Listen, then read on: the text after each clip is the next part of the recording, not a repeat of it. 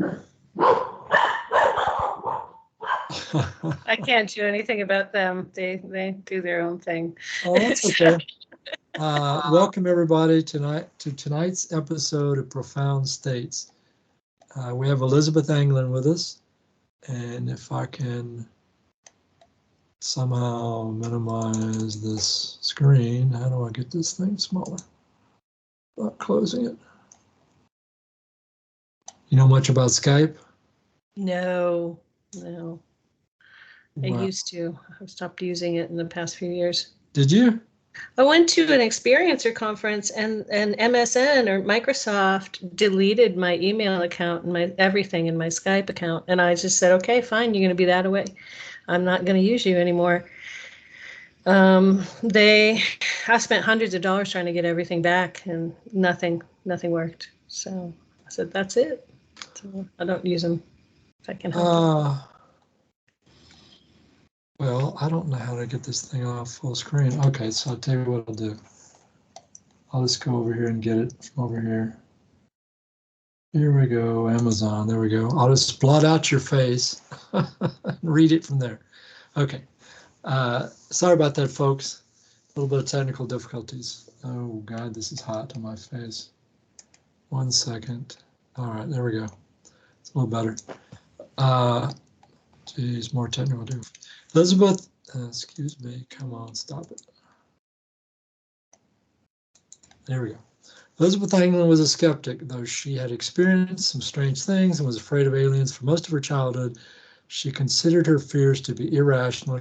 She didn't believe friends and family members who said they saw aliens or had relationships with aliens or even had been alien in a past life. She thought they were suffering from stress or an inability to distinguish dreams from reality. Then on November 29th, 1989, she found herself face to face with an alien in her apartment and realized this kind of event had happened before. Even worse, she realized that a boy she knew growing up had probably been killed when an abduction experience went wrong, and that aliens can make mistakes, sometimes deadly mistakes. Terrified, she contacted abduction researcher Bud Hopkins, who put her in touch with Dr. John Mack at Harvard University. Soon after, she became one of the first abductees to research abduction experiences with Dr. Mack. This is the story of what happened before that research. This is the first book in a series of 3 memoirs, and I won't read the other 2 books. Anyway, that's the introduction on her Amazon page for her first book. Welcome, everybody. Elizabeth Anglin. Good evening, ma'am. Hi. And please tell us something more about you as an introduction that you would like people to know at this time, beyond you're an abductee or contactee or experiencer. Ooh, let's see. So, when I was a kid, I was always curious about aliens. I was afraid of aliens, even though my dad would tell me things and I wouldn't believe him. I had a typical abductee fear. I had to have a lot of blankets on the bed. I used to have to go out at night and take care of the horses that we had from the time I was 8 until I graduated. And I used to be afraid to go to the barn if it was after dark. I would throw the barn door open just in case there were any aliens in there. And my brother made fun of me, my sister made fun of me, and they were like, okay, this is just an irrational fear you have a phobia. How old were you? Oh, I was afraid from childhood. I used to have thoughts of like I'd call him a little white man, and he'd show up in a white van over the top of my house, this floating van, and beam me up through the ceiling on a blue light. And so I would put extra blankets on my bed so I didn't get beamed up through the blue light through the ceiling. So into the white van with the little white man. But my first memory was a dream, and it was of me and my dad I was 3, and I had a bad dream where these bad men who were gray and wore these gray robes had both me and my dad abducted, and my dad was tied up to a chair and they were going to shoot him in the head with a really sophisticated looking gun thing. Well, I'm 3. I don't know how many kinds of guns there are, and I don't know how many types of people there are in the world. That's just, these are bad men, and they've got my dad and they're going to shoot him in the head. And in my dream, I'm screaming, and I'm screaming so loudly, I think somebody else is screaming. Like, it's sort of a dissociated screaming, like, where the scream is just, ah! And then I say to them, you know, you can do anything you want to me, just leave my daddy alone.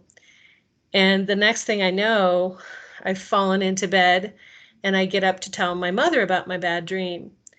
And so I have that kind of experience where actually my dad confirmed later on that he had been abducted that same day. And so we might have been on a ship together. He was in California at school at Berkeley. He was getting a master's in botany, and he was a biology teacher his whole entire life. And he had been abducted on a bus, from a bus on a field trip. In fact, the entire bus lost 9 hours of time. Everybody on the bus lost that time. And that was the day that I had the dream about the bad men having my dad. And I had said, you can do anything you want to me, just leave my dad alone. And my dad came home. He quit his program and he came home to Michigan, where I grew up, southern lower Michigan, in what's called the Michigan Triangle, you know, right in the middle of it, where all the 1966 events were. Lenawee County. And he came home and he quit his program because he was trying to protect me, or trying to make sure that I didn't get in trouble either with my mother or something else for beginning to start to talk about aliens, but also because he was terrified. He had had this 9 hours of missing time. This entire bus had missed 9 hours of time. And they were on the side of a mountain in the Sierras. And the last thing he remembers seeing is a little silver disc in front of the bus, and the bus driver looking back at him and trying to back the bus down the mountainside. And then everything was gone from that point. And the next thing you know, it was dark out. And the bus driver everybody's going, what the hell? What just happened? So, you know, I remembered it as a dream. He remembered it as an actual experience. So I guess what I could say is I was always skeptical, because every so often my dad would pop out with stuff about aliens, and his real family was alien, and, you know, he just wanted to go home, and, you know, this was really hard. And so I was like, yeah, Dad, you're just really stressed. You're a teacher. I get it. You know, you're really stressed out. But it's the kind of thing where you know, but you don't know at the same time. And your best bet is I think we get a lot of subliminal or hypnosis or telepathic mind control going on, saying, yeah, you don't want to think about that. Is sort of the thought. You don't want to think about that. You think about it for a minute. It's like, yeah, you don't want to go any further with those thoughts. Or, yeah, that's not real. Yeah, that's silly that you're thinking about that. So my first book is really about kind of having all of these various edge experiences, like the first dream with my dad, to seeing something that was probably a cigar-shaped craft that I willed away as a crashing airplane that never crashed, an almost crashing airplane, to different types of orbs and small craft, and like, okay, well, that's weird. That must be a spirit. So the book is really about those things, like what kinds of things do experiencers experience, and with other people noticing that that doesn't get reported in the media. And it doesn't get reported because oftentimes media wants to make things so controversial that you separate out the actual situation into a he said, she said. Okay, this person says they're an experiencer. Well, do you believe them? Are they credible? And it comes down to, well, how many people were involved in this? Were there police involved? And I have those kinds of experience with police involved. How many people were looking for this kid who was missing? I had people looking for me when I was young, when I was missing and didn't know where I was and had no memory of it. And other types of evidence. And so I sort of wrote the book to how I got through being an experiencer as a child, being in deep, deep denial. Even though it was like, yeah, I just saw that. Okay, moving on now. That's kind of what you do. Yeah, okay, that just happened. Moving on now. You don't really get a chance um, to ever really fully deal with it with your family or your friends or other people. And it wasn't until I met Dr. Mack that I got a chance to deal with it. So you met Dr. Mack through Bud, and how I'm not exactly sure what their relationship with each other was. I know that Bud was more of a did regressions with people, whereas Mack was a psychiatrist who they're both researchers, but they were going from very different um, their goals and what they were trying to do were probably very different from each other, but obviously they um, collaborated at some level. You wouldn't go from one to the other. But how did you come across Bud, and how long did you interface with him? So John Mack wasn't quite involved in November, December of 1989. He was just getting to that point in 1989 where he had been doing holographic or holotropic breath work. And he met somebody there who who was talking to him about one of his own experiences in the sort of regression that happens in holotropic breath work. And that person said, well, maybe you want to look into abductions. And I guess part of what John had gone through was that he was in a past life where he had a daughter that was abducted. That's what I seem to remember from what he said about it. There also might be writing about this. And this person said, well, if you're curious about that, or you want to see people where that's happening to them, or you want to look at something else that's paranormal, you might want to check out Bud Hopkins. And so this person that he met at this holotropic breathwork event sent him to Bud. And that was sometime in 1989. And so I just my timing was almost divine timing. My experience was the same night that Linda Corteil or Linda Napolitano had her experience on the Brooklyn Bridge. It was the exact same evening, the exact same night. And I called Bud within that week because it was like a week later. It wasn't all that long. I wasn't sleeping. I could barely function after a week of not sleeping. And so I just called Bud. I got his number and I called him and I said, hey, I said, I'm having a really hard time here. This is what happened on this night. And there were aliens in my room, and, and this is what went down, and I'm really terrified and I need someone to talk to. And he actually called me right back. It was either within hours or within the day. I can't remember, that so long ago now, but it was very quick that I got a call right back. So I didn't have to be introduced. And the reason he called me back is because it was the exact same night as Linda Napolitano, and he felt that there was something about that night that it was like all of a sudden perhaps maybe the aliens wanted to do disclosure, or there was a massive event that night, and he was trying to figure out how far that massive event went. I was in Boston, they were in New York. So actually I was in Salem, and I was in the top floor apartment of the building that Alexander Graham Bell developed the telephone in. I was probably actually in the room that they developed the telephone in. So it was kind of a weird aside, but so he called me back right away because he's like, wait, that's the exact same night as the Brooklyn Bridge events. And we've got somebody calling from Boston that exact night. And she had a conscious experience. My entire experience that night was conscious. I never got turned off. I got paralyzed, but I didn't get turned off and I didn't get abducted. But being paralyzed was hard enough, because when something paralyzes you, you realize that you really don't have any control, and your ego goes, what the heck? This can happen where somebody can, come into my house and totally paralyze me and I can't do anything about it. Do you mind going back through the event? No, it's at the beginning of the book. So if you want to, I think even if you go on Amazon right now, you can get it for free. And I think I'm still on Kindle Unlimited. Oh, you can't get anything on Amazon for free. Yeah, I think it's in the There's no such thing.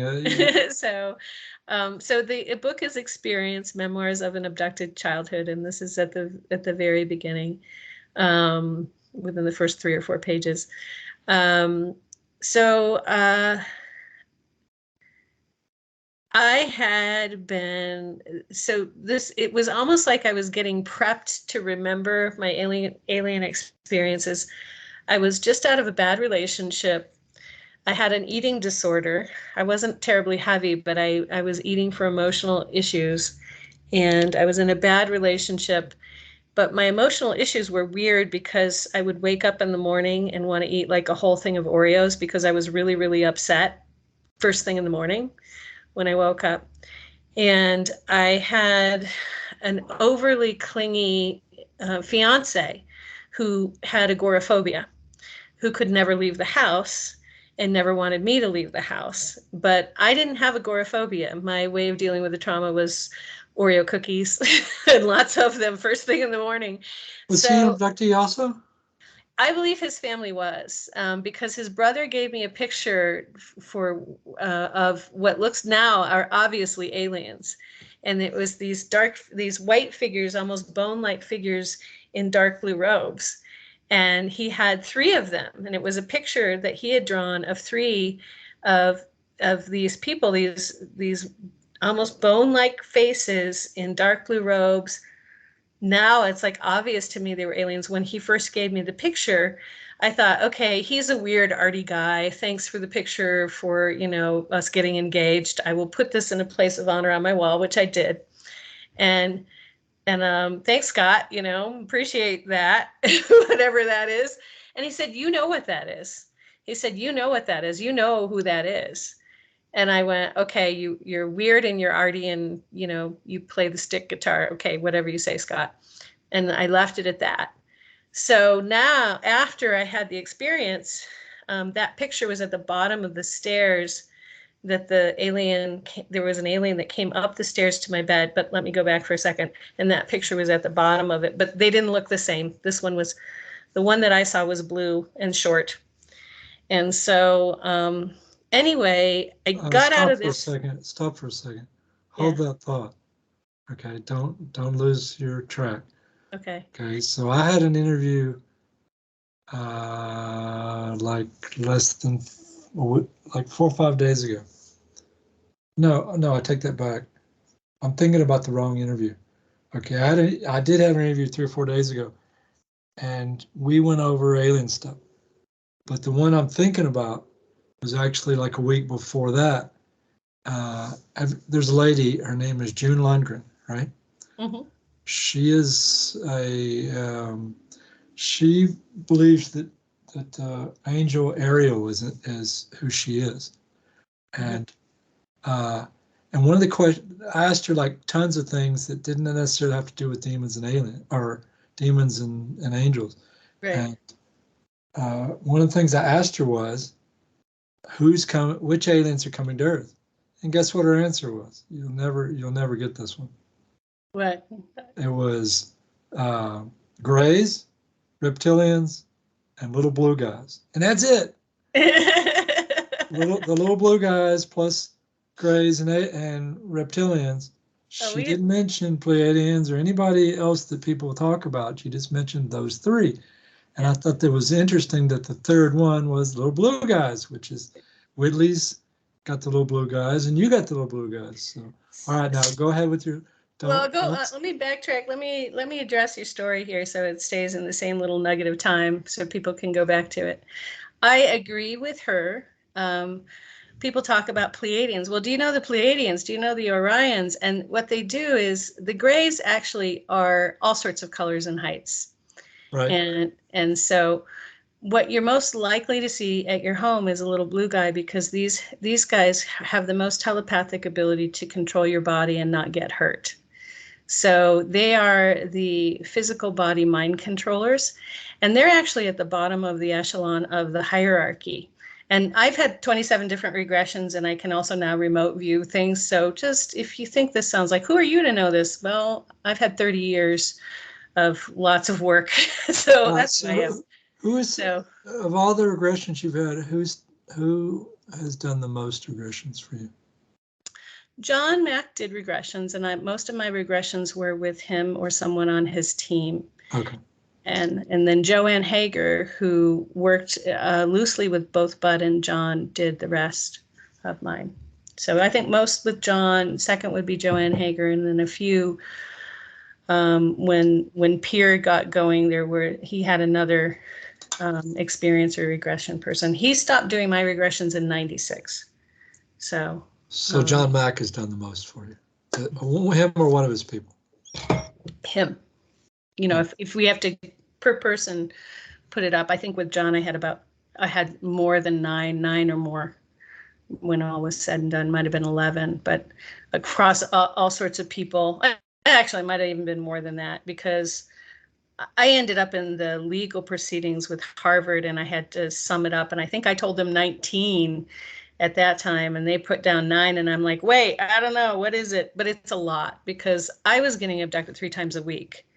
And he was right on, okay, you know, every month I'd be in, or for 1990, 1991, part of 92, I was in there every month almost getting regressed. And then as time went on, I didn't really need it anymore. So before you can, I'm going to make you go back and continue your story, but before you do that, of all the regressionists you've worked with, who was the best? Was it John him? Mack. Was Yeah. it? Yeah. Because he took all the time that was needed. He actually didn't lead, which was the big thing. People say, oh, they're leading. He didn't lead. He asked questions. You would think, because he was so quiet and so present, that he was in the room with you when you were with the aliens. Like I almost believed that he could see what I was seeing, and he had to remind me that he couldn't. He'd say, tell me what you're going through now. And that's how he'd remind you, tell me what you're going through now. He didn't say, so are they doing this? Are they doing this? Are they doing that? No, he'd say, tell me what you're going through now, because I would forget that he couldn't see what I was seeing. But that's how, you know, that's not leading. Tell me what you're going through now is not leading. And he also took his time. There are people that are paying for regressions that are getting an hour and a half. You need 4 hours. You need 4 hours. I'm sorry. You need somebody who'll hang through the first hour and a half and not pull you out, and then keep you to the end, and then help you process after. And John Mack always did that. So he was very, very dedicated. Before you continue your first experience, or the one you were talking about, have you seen the regressions of Betty and Barney Hill? Yes, I've seen them. And in fact, they were like the beginning of my alien terror, because my dad was watching the show that came out in '76 about them. And I literally had to stay in the kitchen where I couldn't see the TV, and just being able to hear what was going on made me shake and not want to look at the windows. So, I mean, those are terrifying. And in fact, I think a lot of if you listen to a regression tape, it's flipping terrifying. Now, being in regression for me, it was less terrifying and more painful. And it made me mad. But hearing theirs was just absolutely terrifying. The first time I heard it was 10, when the show came out. Well, so I was trying to get MUFON to refer people to me to do regressions, and the last head of MUFON, before he got dethroned by his own actions,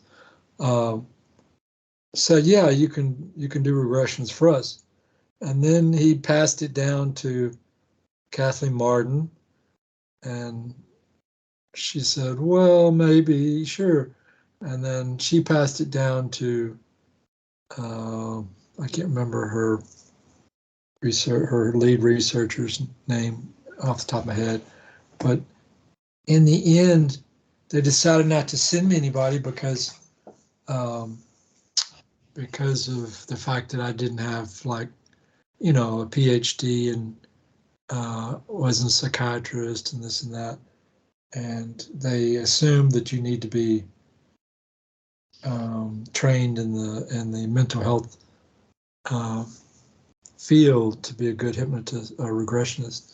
And I don't remember exactly why I brought that up, but You said something just now that made me bring that up, and I was about to circle back and finish why I brought it up, but I forgot. What were you just saying just now? Well, I was saying John was very good. I mean, and these were, and I picked out the things that made him good. I don't think that had anything to do, that had to do with John. I had my first regression was with a PhD psychotherapist who was awful. She got scared and she pulled me out in the middle of the Oh, most terrifying, painful part. yeah. So, so, it has nothing, Okay, so if a person can be calm and they can be present and they can wait and they can ask the question, what's happening with you now? And, Betty and Barney Hill. It's it's like, about Betty and Barney Hill. yeah, Okay, that's I what, brought up Betty and Barney Hill, right? yeah, Okay, and you heard those terrifying. Okay, they were terrifying. Yeah. the thing I was going to bring up, and one of the reasons, I think one of the reasons why Kathleen Martin didn't use me was because I basically badmouthed her. She's the niece of Betty Hill, and I kind of badmouthed when she was interviewing me. I kind of said, I didn't kind of, I flat out said the guy who did Betty and Barney Hill's regressions was crap. He wasn't any good. I really did not think he was a very good regressionist. He was kind of And mean. well, let me be a little more specific here. He was more than mean. Yeah. I wasn't saying, I'm not even saying he's mean. I thought he was incompetent personally. And when I say incompetent, I don't mean incompetent in the sense that he didn't have the technical talent to do regression. He had the ability, obviously he had it because they were regressed. So, but I don't know, have you ever seen the videos of them getting regressed, or you just heard them? I just heard them. I've seen snippets of them, but even today, I remember Betty's the most. And even today, I mean, I kind of shake my head. I don't know why I'm shaking my head. To me, that was such a traumatic event when they came on TV the first time they had their story aired, the first time all of those things came up. I was totally traumatized by it. I knew it was real. I knew it was basically affirming all the fears I had, even though those, like for me, my saving grace as a kid was to say, this is ridiculous. This doesn't happen. It was to be in that sort of skeptical denial, which is, this can't possibly happen. It's ridiculous. You have a phobia. This is not going on. There's not a little white man in a little white van coming to, beam you out of your roof, and you don't need to be afraid of your windows. And so when I heard what was going on with Betty, and I just heard it in the background. And even now, like even as I got older, when that will come on, I will kind of shake my head and I'll kind of listen to I didn't like his tone of voice because it's very patronizing. And Well, he was a skeptic. yeah, and he had an agenda and it was obvious. And a good regressive therapist, no matter what, does not show their agenda if they have one in the words that they use or how they run the session. And I would say that John Mack managed to do that, that he did not make anybody do something that or say something that he did ask about what he was curious about. But if something came up, he let you go with it and you went with it. And he just kept asking, what's going on now? What's going on now? Well, So the the reason why I brought up Betty and Barney Hill was because during that regression, um, I'm specifically thinking of Barney Hill's regression, and um, he got Barney to a specific place within the abduction where Barney was like frightened out of his mind. He right, was basically screaming or right. coming close to it, and he didn't do anything about it.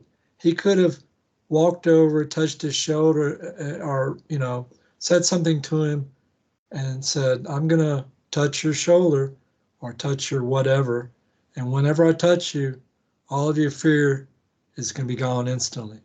You Yeah, will he could still have. be you will still be there in that room, but you're here in this room also. You're totally safe. And when I touch you or whatever, all your fear will be gone instantly.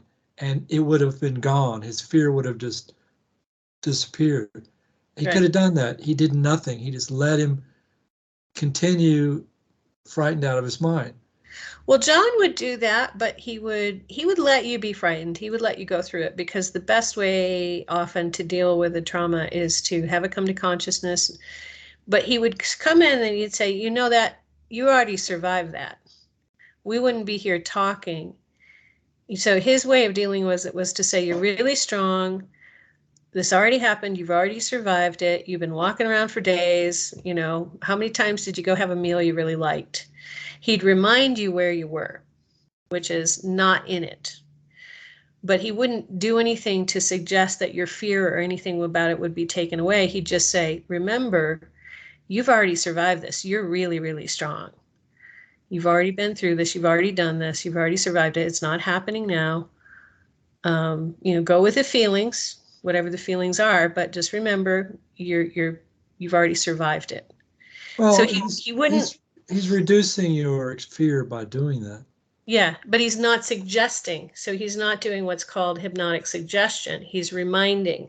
And I think that's important too, is you're looking at somebody who's very good, because you can hypnotically suggest to anyone anything if you really want to get, if you want to NLP them or, I can, what I learned from the aliens, I can in a short period of time suggest to a ninth Dan black belt that the hold that he has me in, he can't hold me in because I'm slippery and I keep slipping out of his hands, and I will slip out of his hands because I've learned that much of telepathic hypnotic suggestion.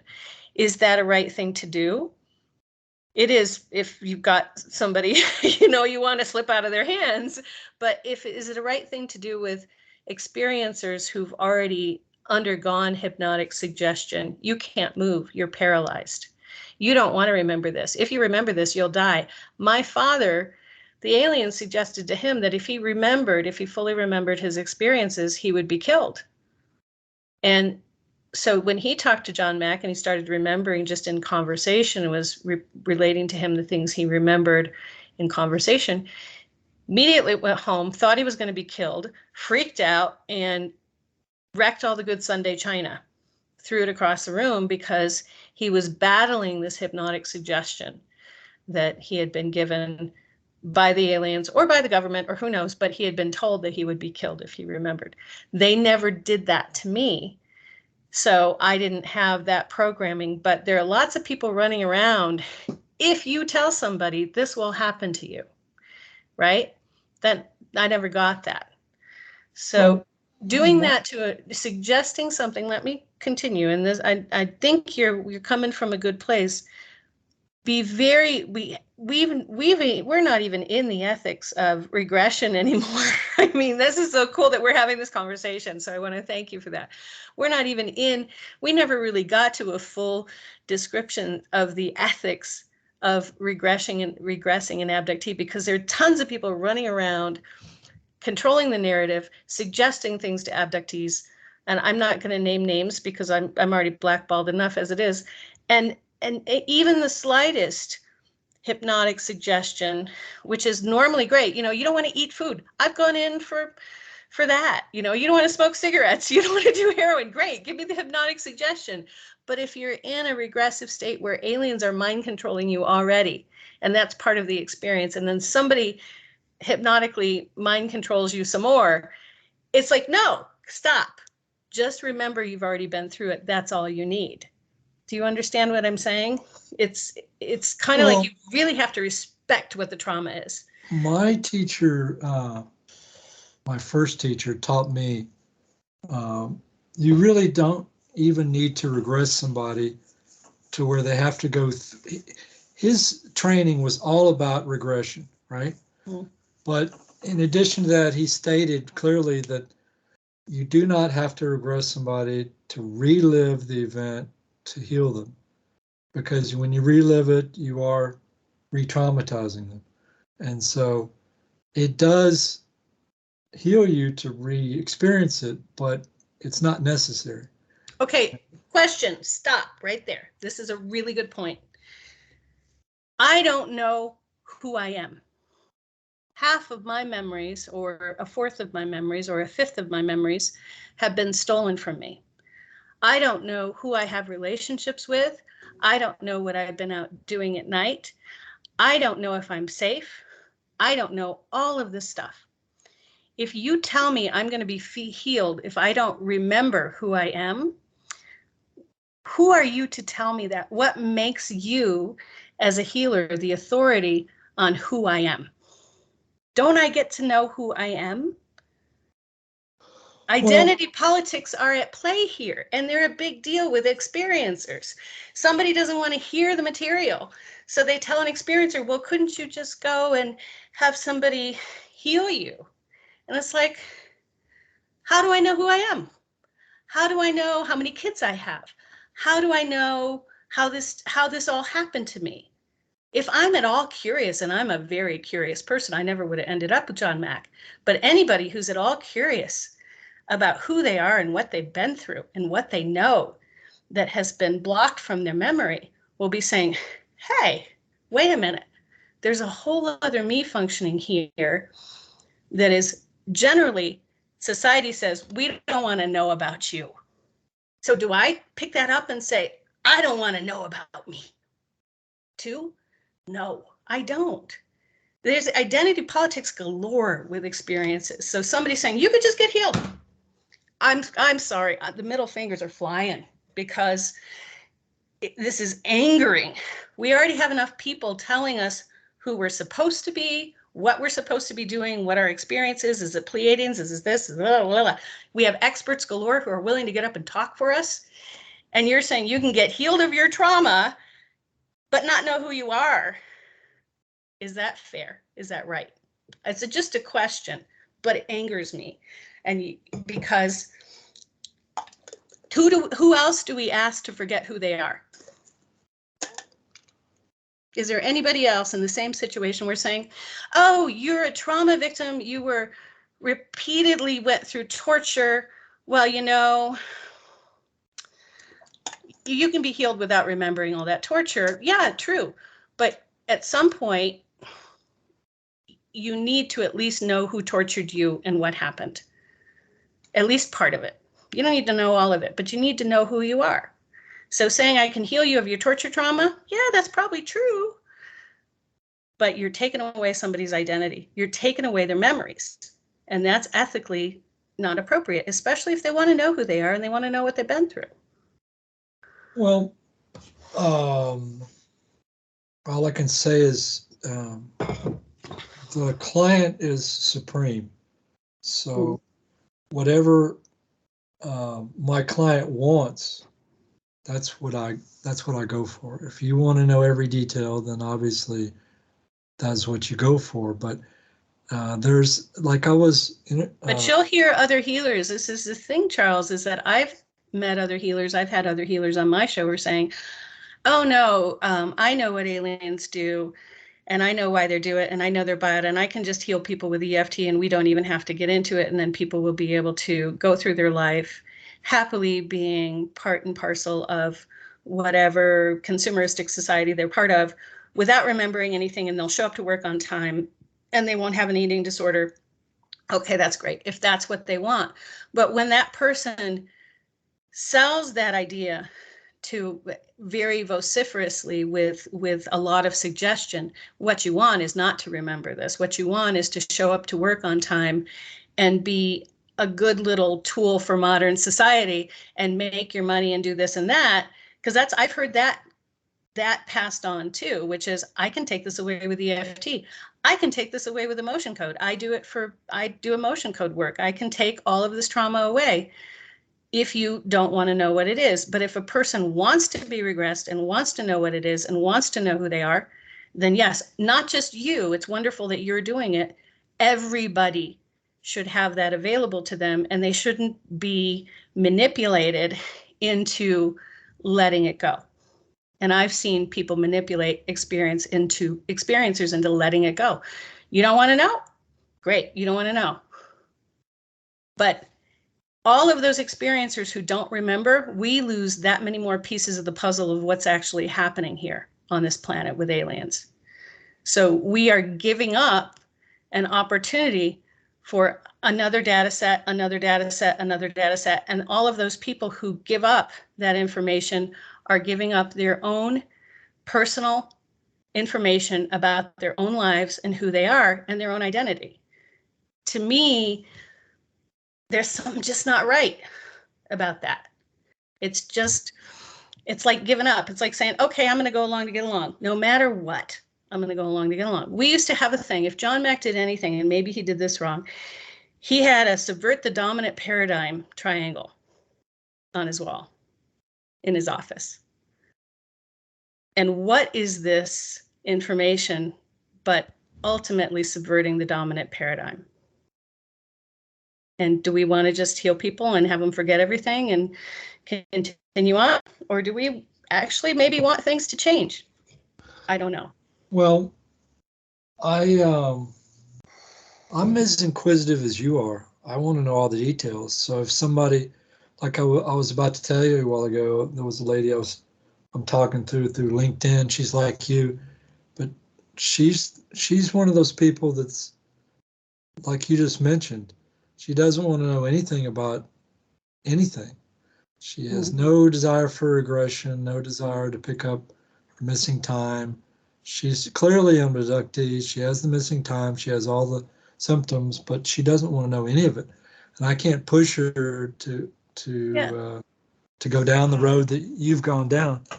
And so, yeah, so you can, so those people, I mean, there are other things, but I'm not saying that I'm saying that I've met people who are pushers. They're pushers of forget it. I've met people who, that sometimes the people who are working with experiencers are pushers of their own agenda, no matter what the agenda is.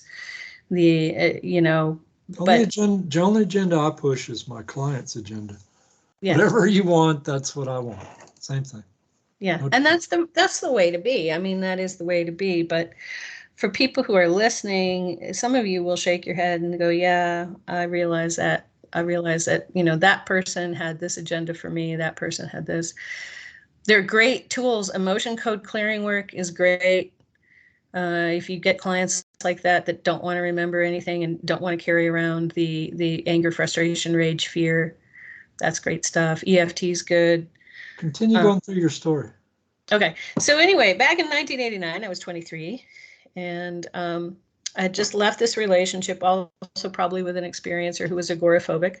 I was still in the apartment that we had in Salem, and I met somebody who was he was a MUFON person, and I was working at the Department of Environmental Protection in Massachusetts, the headquarters in downtown Boston, and going to school full time. And I met somebody, when I was young and cute, I met a lot of people who came up to my desk and asked me out. So this was somebody who came up to my desk and asked me out. And I said, okay, sure. And we went out on a date. And the way that his get to know you was, what's the strangest thing that's ever happened to you? And I kind of went, whoa, a lot of strange things have happened to me. And he says, well, we're sitting on this beach and it's a really beautiful day. And he says, no, really, what could you say is the strangest thing? And it was a UFO landing in my best friend's backyard after we had been at this, we were cross-country runners. And we had not the state meet, I think it was the division championships. And we'd just gotten home. And we were wired, and everybody else in her house was asleep, and we're sitting at the kitchen, and her mudroom to her kitchen was all windows.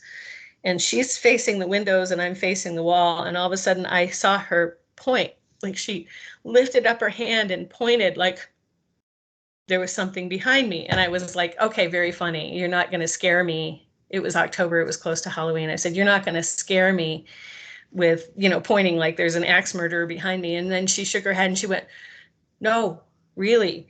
And I turned around and the entire wall behind me was full of multicolored lights that were, the kind of lights that just come through the windows. They're like coming through at you. And I hit the floor to try to hide because I was like, oh crap, aliens are here and this isn't even my house. And oh no. And I hit the floor and I tried to meld in with the kitchen counter that was between me and the window of walls, and then lost some time. I felt like I was going through the counter and through all the pots and pans and through the mudroom. And then I lost some time. And then the next thing I know, I was on the floor, and my best friend was still sitting in the chair where she had been with her finger up, like, just either in complete shock. And I get off the floor and I get up to the level she's at and I get back in my chair and I'm like, hey, and she snaps out of whatever she's in and she's like, hey, and I'm like, wow, we just had aliens land in your backyard. And she's like, no, that was just lights. Anyway, we were both quite scared. And I was telling him about this experience, and I was like, my feet in the sand were doing this, like my body was doing this as I was telling him. And he's looking at me going, you're an abductee. And I'm going, no, I'm not. I'm not an abductee. He goes, well, you need to look into this because there's this guy, Bud Hopkins, and this other guy, Whitley Strieber, and they've been looking into this. And I'm like, yeah, I know about Bud Hopkins. And I did know about Bud Hopkins, and I don't like his politics because he was always saying aliens are bad and they rape women. And part of me was like, no, that's not the story. That's not what's going on. So I don't want to have anything to do with him.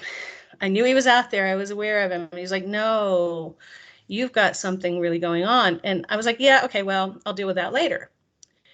And the next week we went out again and he bought me the book, Whitley Strieber's book. And that night, I had not read any of Whitley's book. I had finished my history homework. I was about to start reading the book, and I set it aside, and I was about to go to sleep. And all of a sudden, and I had a cat on my bed, a big old orange cat. All of a sudden, I heard this crash downstairs. So my bedroom was a loft bedroom in this old, the old place where they made the telephone, and so it's like a brick building in Salem, Massachusetts with a loft bedroom. And we can hear what's going on downstairs. There's a crash. And I'm like, wow, that's a big mouse. And the cat looks at me and growls. And then there's another crash downstairs, like a lamp has been turned over. And I'm like, okay, that's bigger than a mouse. And the cat growling runs down the stairs to go check it out. And I always kept a baseball bat beside my bed because, I'm a young single woman living alone. Have your baseball bat. So I'm going for my baseball bat and I can hear footsteps now. The cat's gotten downstairs and I can hear footsteps. And as I'm turning and I'm like this, reaching for the baseball bat, so you can see like you reach, I get stuck in mid-motion. I'm lying down on my side, reaching for the baseball bat, and I'm completely stuck and I can't move. And of course that catches my attention. And then I'm thinking, what the heck? And then I hear a voice in my head saying, I'm coming upstairs now. And I'm like, I'm answering back to the voice, I know who you are. You're not welcome here. I'm going to move. And I hear footsteps coming up the stairs. And the voice is like, okay, I'm almost at the top of the stairs now. And I of course, am screaming in my head, lots of profanities, beginning with the F. And the voice gets to the top of the stairs and I realize that I am just in the perfect position, being paralyzed, to look at where this being is. And he's a very short, blue alien with seal-like eyes and a kind of square round face. And he's saying, okay, look at me. And he turns it, you really need to see me. He's saying, you need to see me now. You need to see this. Look at me. Is what he's saying. And of course, I'm shouting back, I know who you are. I've seen you before. I'm not going, you can't do this to me. And he's like, no, look at me. And he turns his head slowly from side to side, like that. And then comes back to the middle.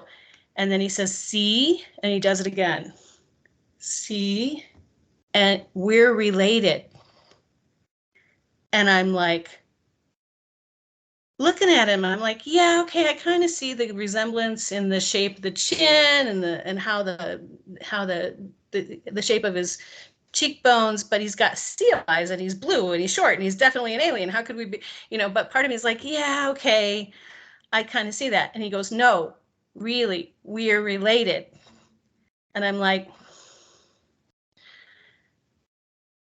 I go off yelling at him again. I don't care if we're related. You blah, blah, blah. F word, F word, F bomb. And I'm going to move. No matter what, I'm going to move. So a minute later, I got up enough adrenaline, or less than a minute later, and I moved. And as soon as I moved, I saw this little blue guy go up through my skylight. He just sort of went, and the noise was literally shoop. He went shoop up through the skylight, so that the skylight thing that covered it went, how they do like that if you pull them down and let them go fast. He went up through the skylight, shoop, and then I heard 5 more shoops downstairs. And then I realized, and I can't tell both of these stories, what was happening as he was thinking at me is I could hear the cat playing with somebody downstairs, because I had a cat toy that was made out of a Lakes pantyhose with a panda on the bottom and a bell on the top attached to a ceiling beam. So what would happen is the cat could jump on the panda and then let it go, and it would go flying across the room, and then the cat could chase the panda that's bouncing around from the Lakes pantyhose, and the bell would ring. And that's what was happening during the conversation with the blue guy at the stairs, was somebody was pulling the panda and getting the cat to jump after it. And I was hearing and feeling these sensations of mirth. Like, this is really fun to make this cat do this. This is fun. Let's do it again. Let's do it again. And those sensations of mirth were coming from whoever was downstairs who made the shoop, shoop, shoop, shoop, shoop noise. And then the cat came upstairs and the cat was all happy. And of course, I was terrified. The cat was like, oh, that was fun. I got played with.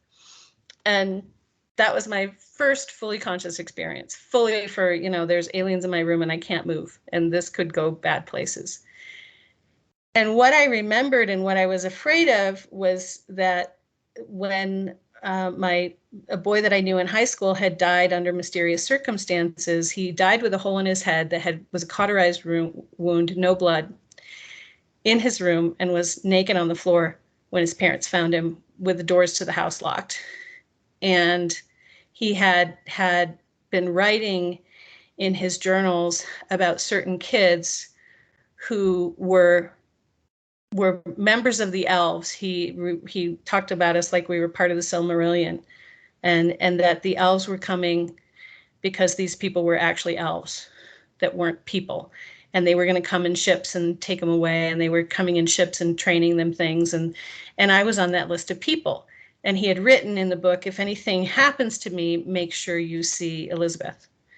So what happened as soon as something happened to him, and they read this, the parents, and his dad was a sheriff's deputy, and another person in the book, her dad was the city attorney, the district attorney for the city.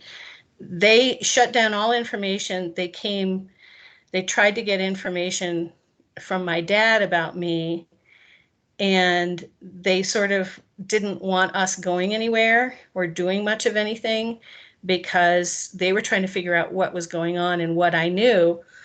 And of course, we had no idea. At that point, 17, you don't remember very much of anything. And when they left and they were right there, and I thought cauterized wound, my dad almost got shot in the head. They were doing something to his head with some kind of implement. They were doing something with his brain. They messed up. They put him back. Like, it just occurred to me, this kid got dead from aliens.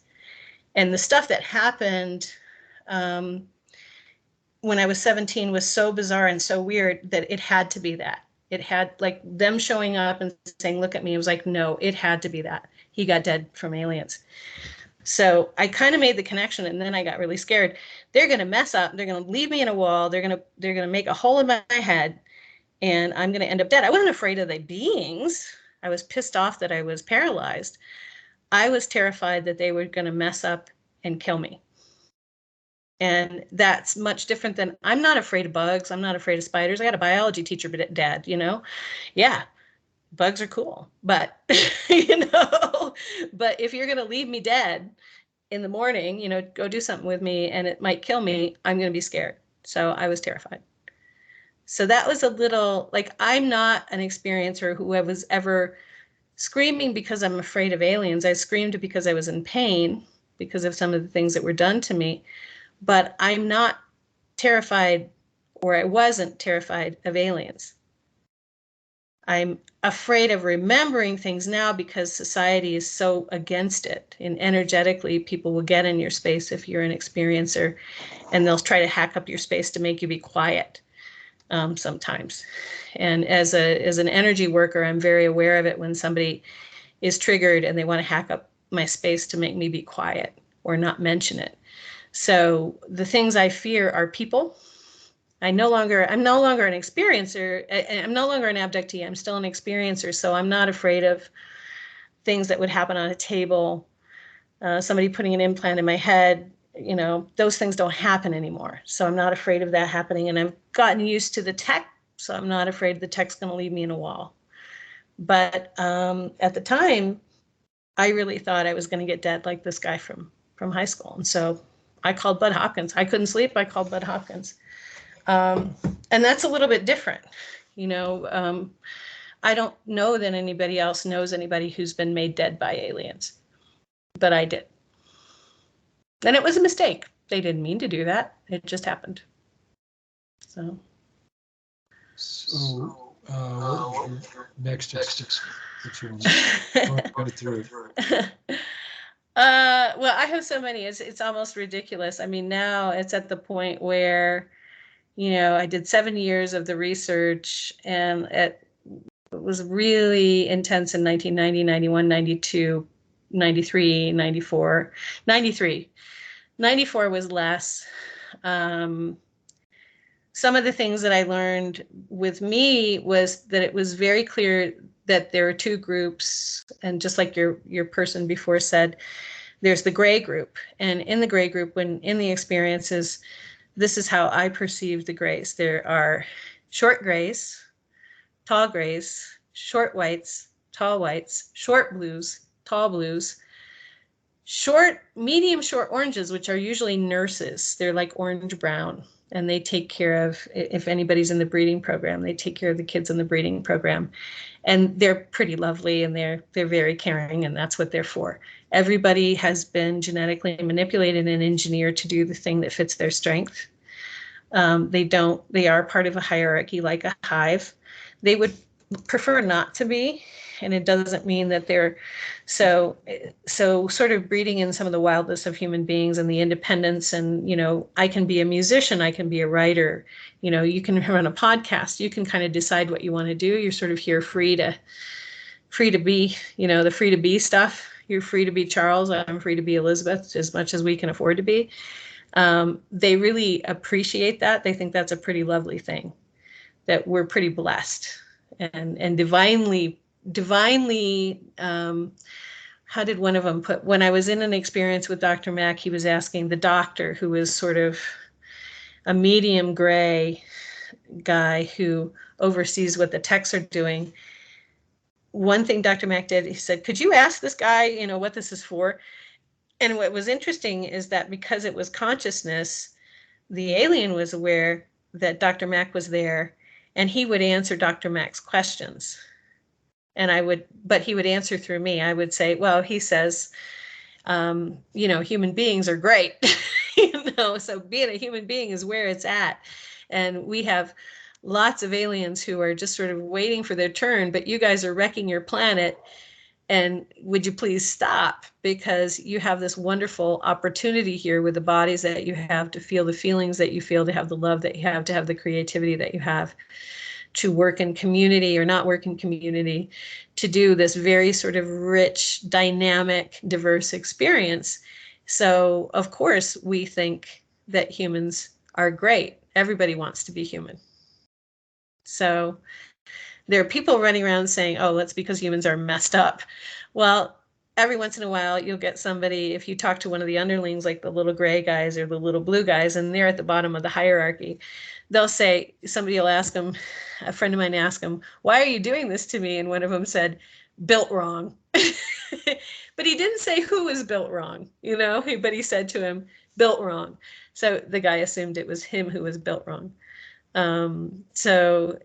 But my guy said, no, it's great to be human, and we're trying to diversify our genetic structure. I don't necessarily believe that, quote unquote, as I did at that time, but I still think it's a wonderful sentiment that, be grateful that you're human. You could be something else, and it could be a lot less fun and interesting. So how do you feel about David Jacobs? I don't want to say I went on a radio program with him, and I went to the abduction studies MIT conference with him, and it's okay on the radio program. I know that he's really nice to other researchers, but he thinks he knows about what experiencers are going through than the experiencers themselves do. And he has an agenda, and that agenda is really kind of him going off on his own stuff, in my opinion.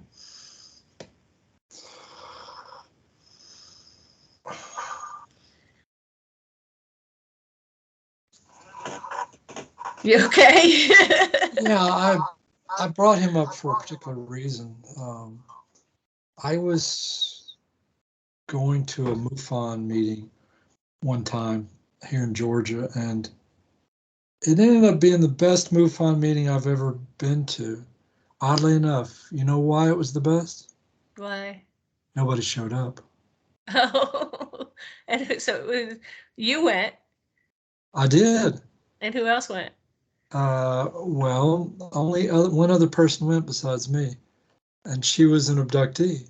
Uh-huh. So I got to sit there with nobody telling me not to talk to her, or shooing off into a space where she wasn't telling her story.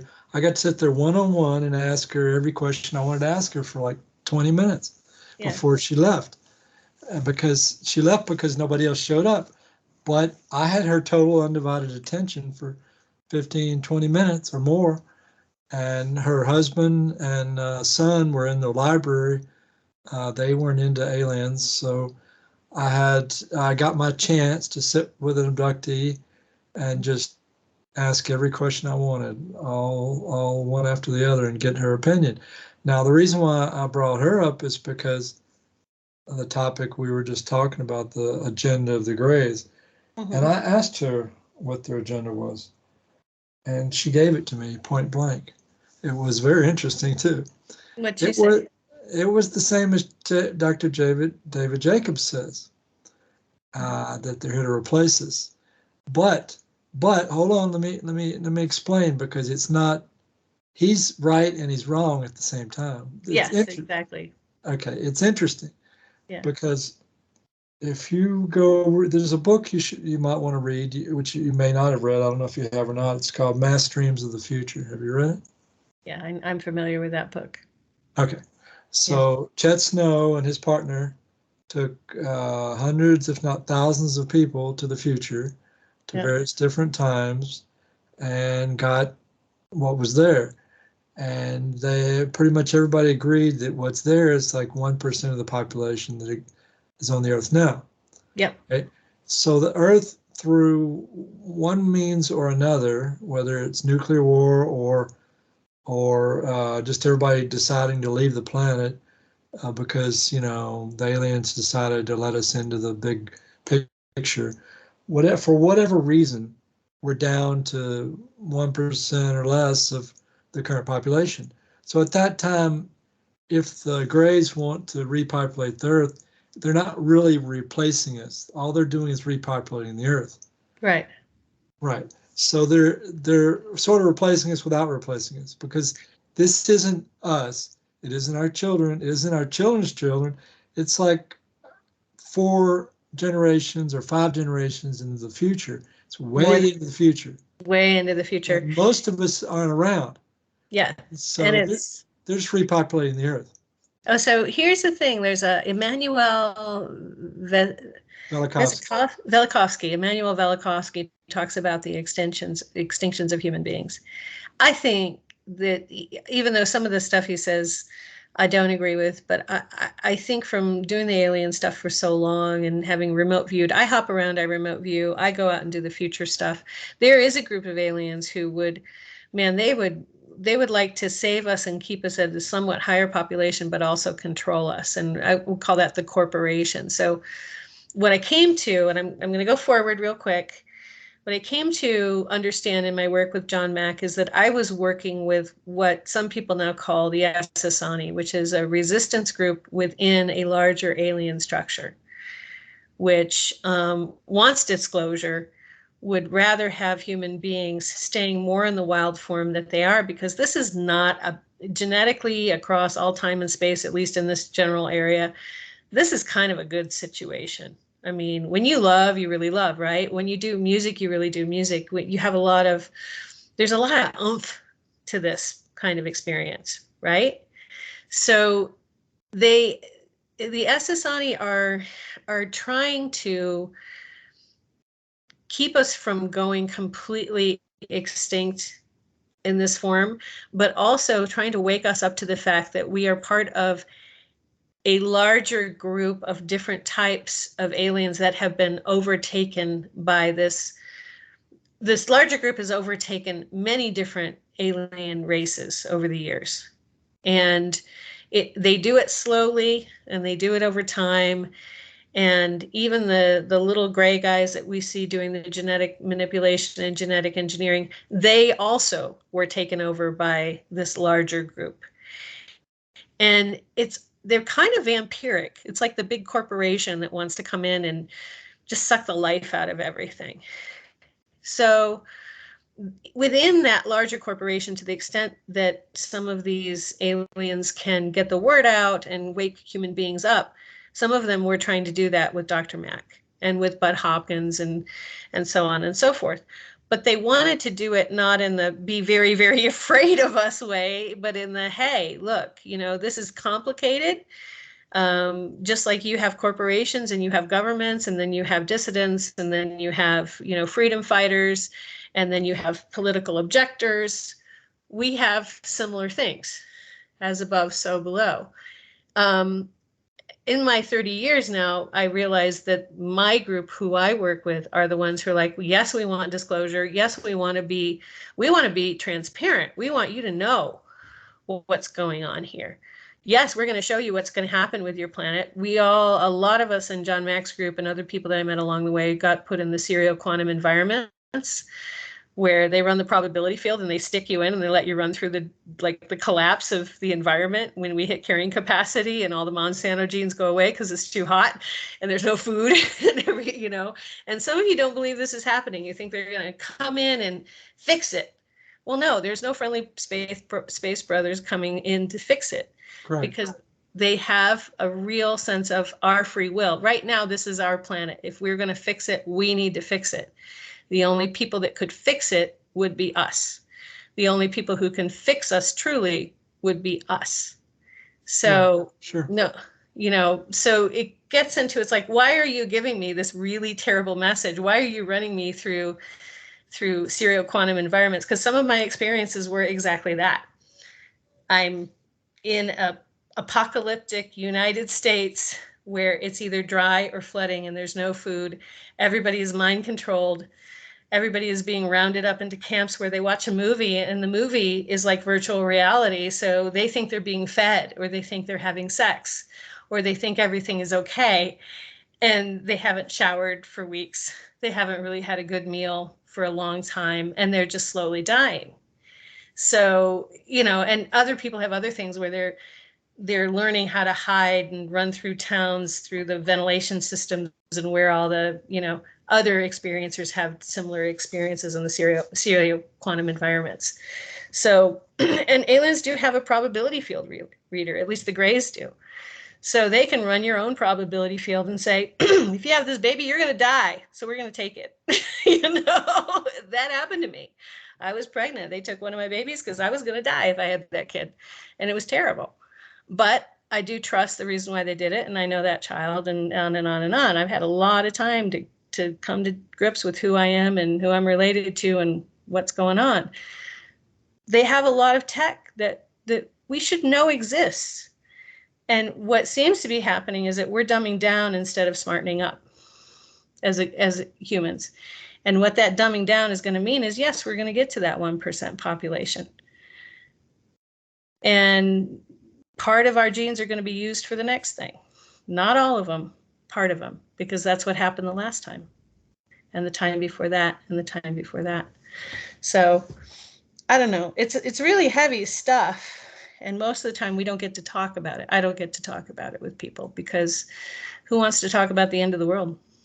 Well, my show is different from anybody else's show. I get to talk about anything I want to talk about, which is anything my client wants to talk about. So whatever you want to talk about, that's what we talk about. Yeah. Well, I mean, I guess I would say my relationship with the aliens is much more positive than it was at the beginning, which we were just talking about. The first year that I was really conscious, the first 2 years, 3 years, 4 years, 7 years in, I stopped being an abductee. I changed my agreement. So if anybody's familiar with shamanism, the Sangha Ingerman work, I didn't do shamanism, but anybody who does shamanic healing will know that you can change your agreement with the universe. Can you hold on a second? My wife is screaming at me. Okay. Hold on. Jesus. Yes, sweetie. How you doing, man? How are you doing?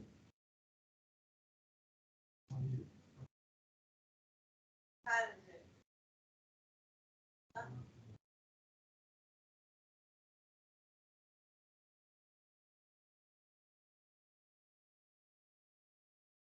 I'm in the middle of my show.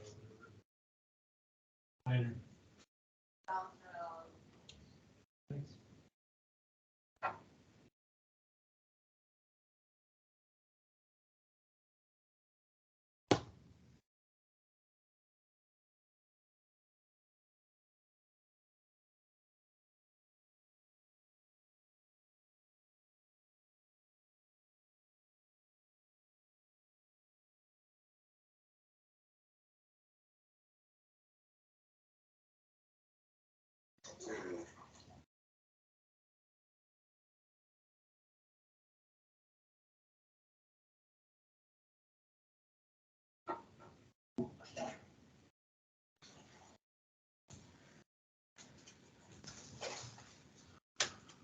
All right. Sorry about that. My little doggy is near the end of his life, and he's very energetic sometimes in the bed with my wife. So it's kind of bothering her. Go ahead. Finish what you were saying. I don't remember now. Oh, you were saying that, in your show, you can talk about whatever you want. Well, basically what I said was I just basically asked my client questions that I think are going to be interesting for the show, and kind of go as it flows. And then basically in the end, I'm discussing whatever the guest wants to discuss. Yeah. And hopefully that intersects with what's interesting, and that's all together. Yeah. Well, if I were wise, what I'd want to discuss is my work now and have this be like a flyer from my work now, but I'm not going to do that, because I think that it's important to know that alien interactions are complicated. They are as complicated as anything we have in terms of relationship here on Earth with human beings. They're complicated because it's two cultures coming together. They're complicated because they're done in secret, and because a lot of the programming is for us not to talk about them, whether it's coming from our side of the equation or the alien side. And so how did you get hooked up with Essassani? What was your first experience with them? I call it SS. It's been since the beginning. So I came in as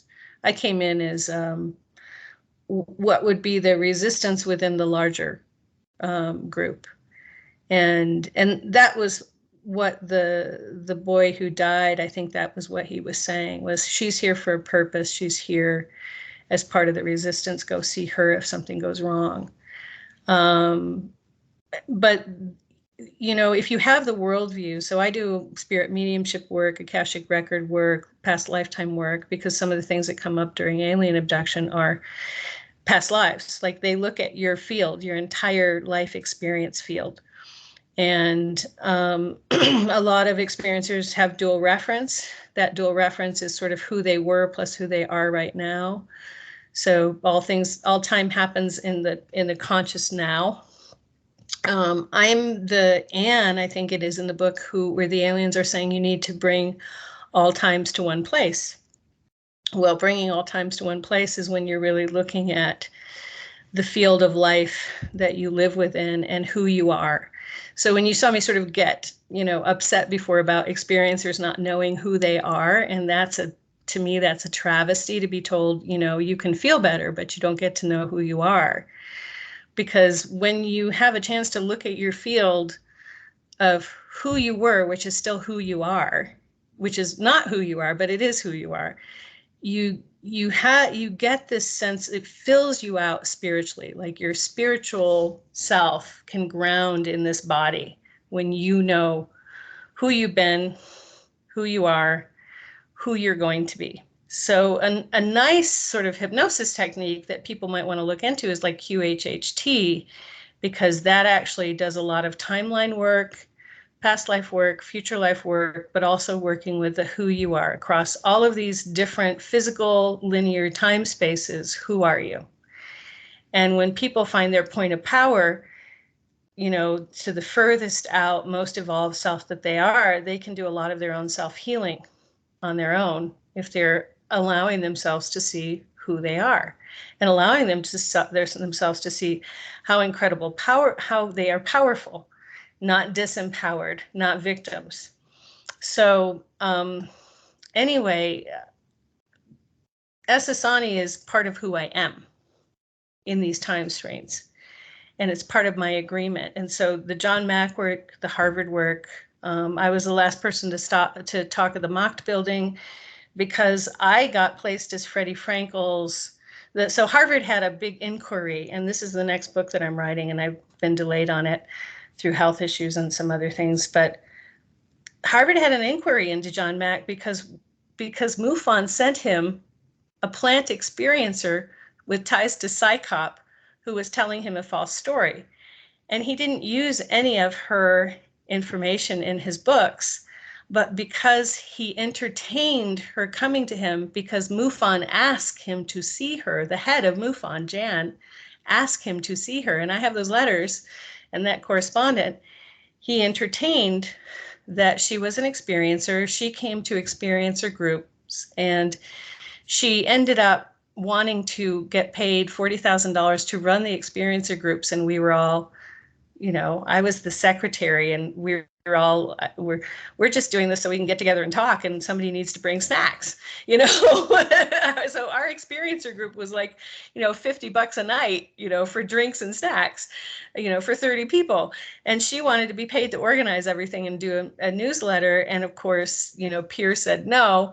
She gets in a hissy fit. She's already connected with Psychop anyway. She goes to the New York Times, and then she goes to Harvard and says, hey, this guy is really being out of line with his research. He's going to endanger somebody, and you might have a suit. Well, that wasn't true at all. She was just by and large sent by MUFON to, I don't know, make a mess. And she made a mess. So we got this Harvard inquiry thing because Harvard got scared. And in that time frame, I got placed as the head of the Harvard inquiry's temporary assistant because his assistant got pregnant. So the head of the inquiry knew me personally. While he was doing the inquiry, I never talked to him about being an abductee. I never said anything at all about any of it. I worked for him. I did the best job I possibly could. I knew spiritually, I could hear them saying, don't talk to him about it. Don't talk to him about it. Yes, you're in a great position. Be quiet. Didn't talk to him about it. 3 months later, they called me to give one of the speeches at the Macht building that the Harvard inquiry wanted. They wanted to hear experiencers talk about their experience of working with Dr. Mack.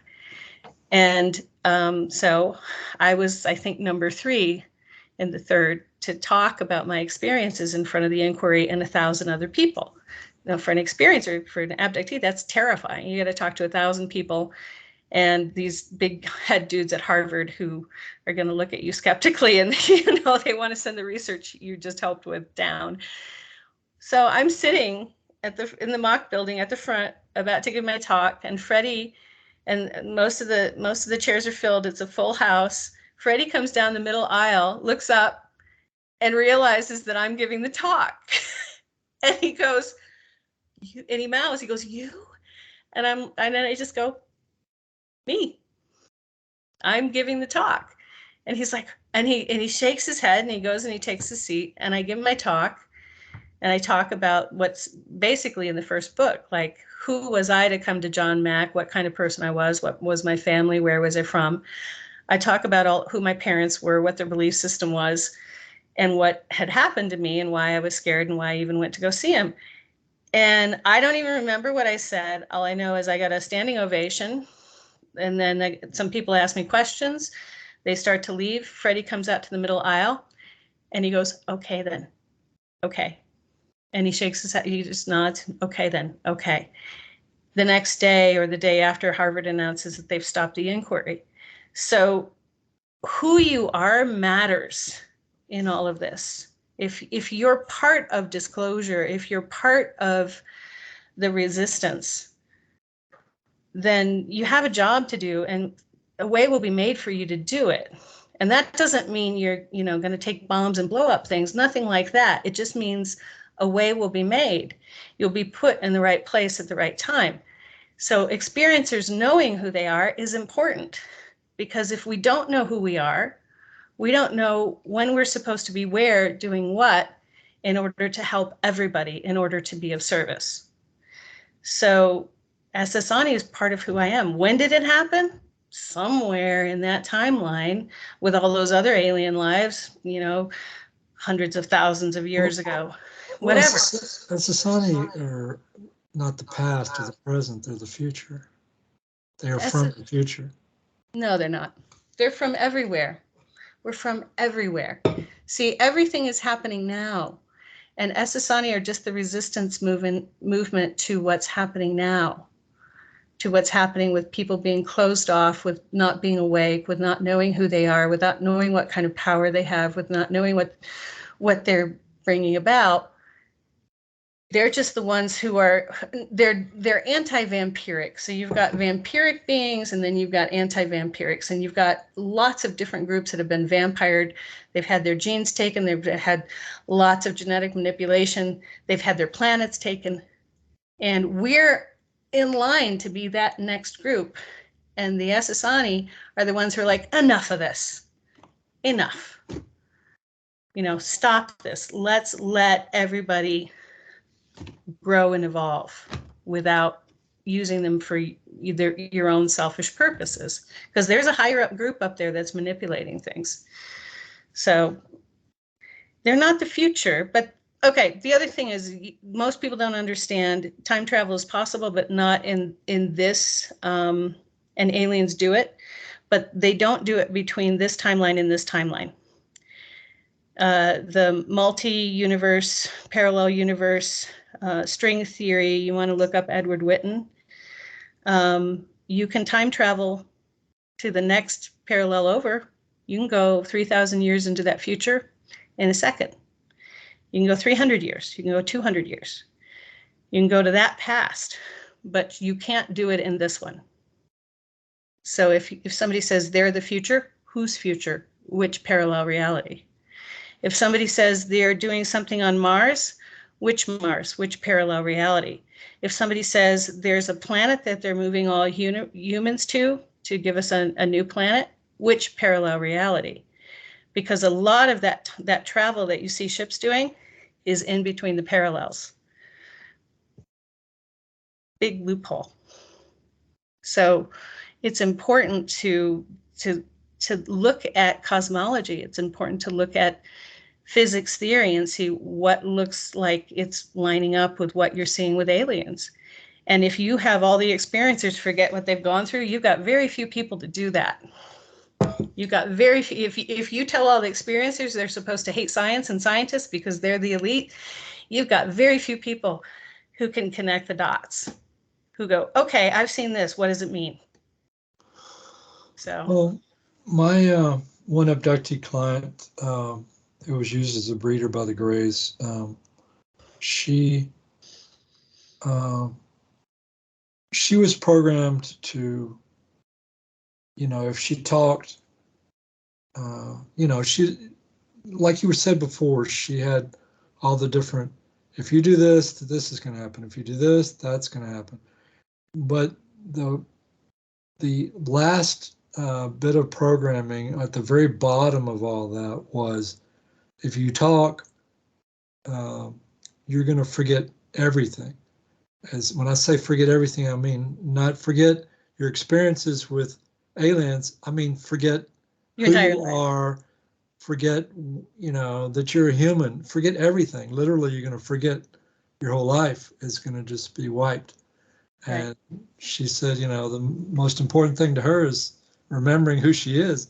So she was there was a point in our regression where she got a lot of fear come up inside of her because, she was telling me quite a bit. So she was, afraid of forgetting who she is, that sort of thing. Anyway. So what I found has helped me, and this is not something John Mack did, but it has been when I've worked with healers that take me to where I am powerful enough to just dissolve those suggestions or dissolve those blocks. So whoever I was at, one place I went, I have a tall white alien on a teaching planet lifetime, where I just grew a garden and people would come to me and I grew my garden and I would teach them stuff. And I was very powerful. I was very powerful with thoughts becoming things, thoughts making up reality. I knew that inside and out. So this one healer took me to that lifetime, and I had a lot of programming. If you talk, you're going to get sick. So when I was writing my book, I kept getting sick. If you talk to somebody, you're gonna go have chronic fatigue again. I had chronic fatigue. I'm one of the experiencers who's had chronic fatigue.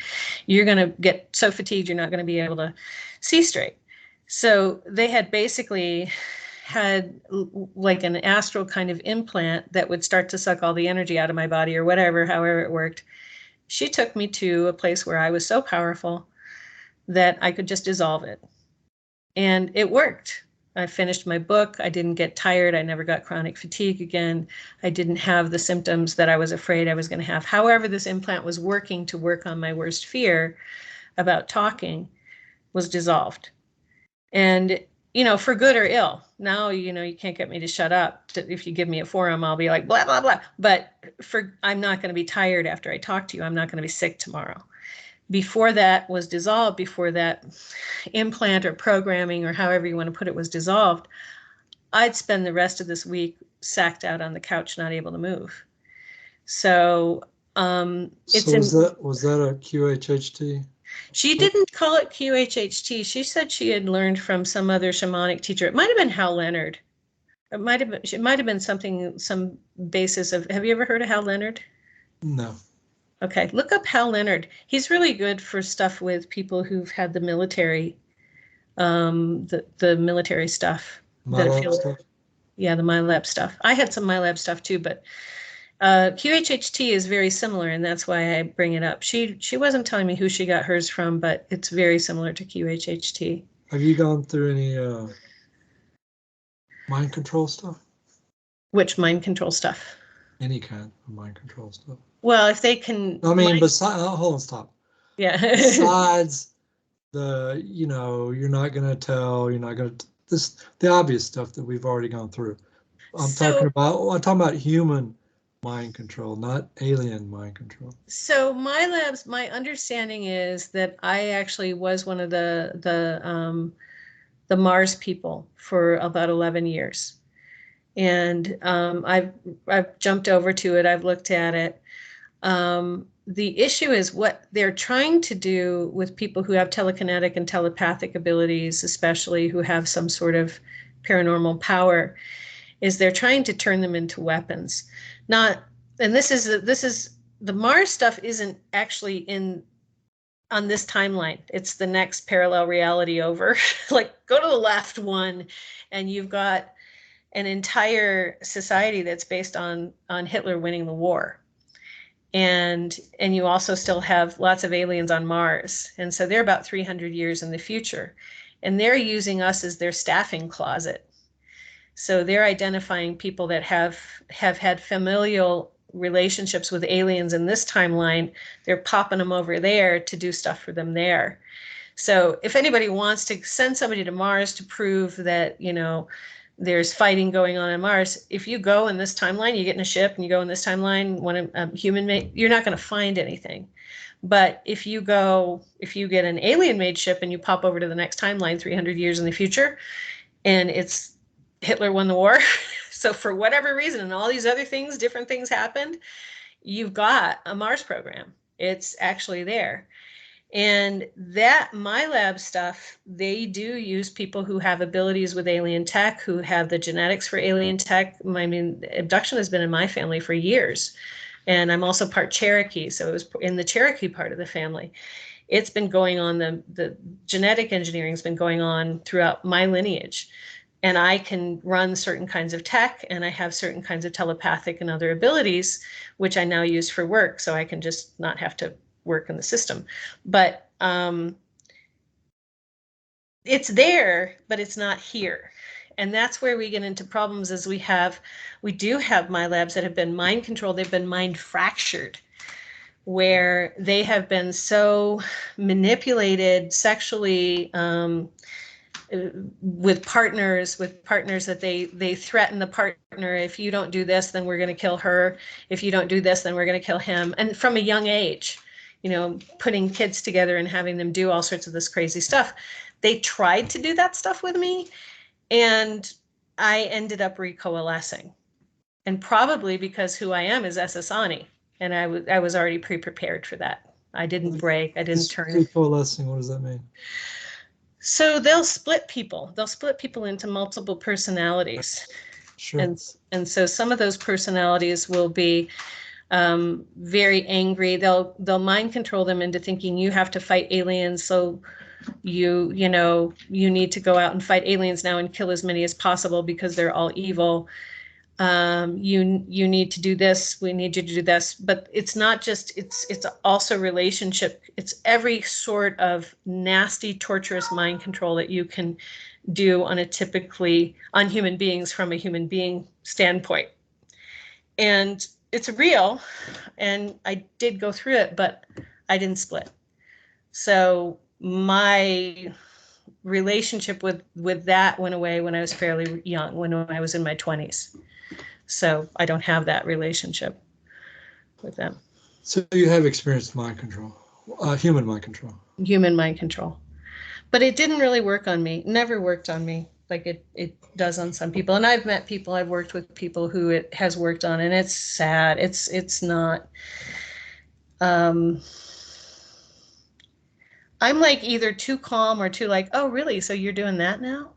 I don't believe people when they tell me something terrible is going to happen. Really? Show me. Like I'm always skeptical. Really? You're going to do that? Let me see you do it. I don't think you're going to do it. I think you just want me to do this for you. So I've always been that person who's like, oh yeah, I see where you're going there. Yeah, no. So it just didn't work. But I know people it has worked on. It's really terrible. So. Well, I went through about 6 days of mind control. It probably wasn't anything like what you're talking about, and I don't know who it was, and I don't even know if it was humans running the show. I just know it was humans doing it, but that doesn't mean they were the ultimate, you know what I'm saying? Well, okay, so let's get down to how many people who are in my labs have seen reptilians running around. No. So at that's the same not time. that's not what I'm talking about either. Okay, so. Oh, okay. Could be other beings. Okay, so let's say no. Hold on. When I went through with the 6 days, 5 days, 6 nights, something like that, there was no aliens running around. There was no aliens anywhere. In fact, the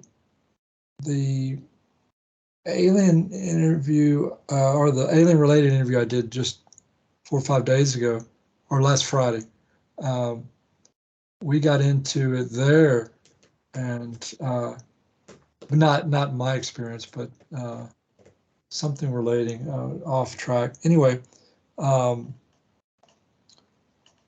what I went through, I had, oh yeah, I remember what she said.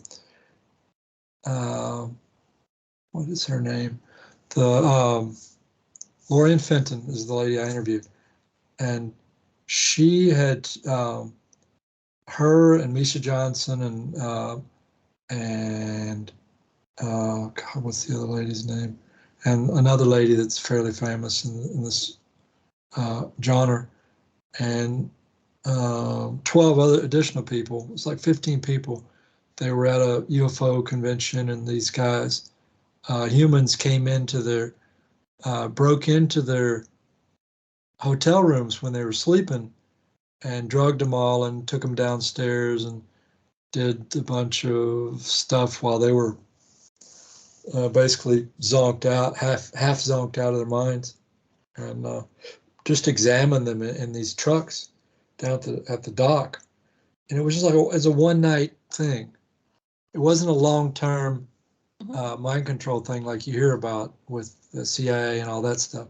This was like a one night event, a MyLab event, right? All you need is phosphorol. All you need is a typical go get your colonoscopy drug, and you can do that to anybody, and they won't remember what happens.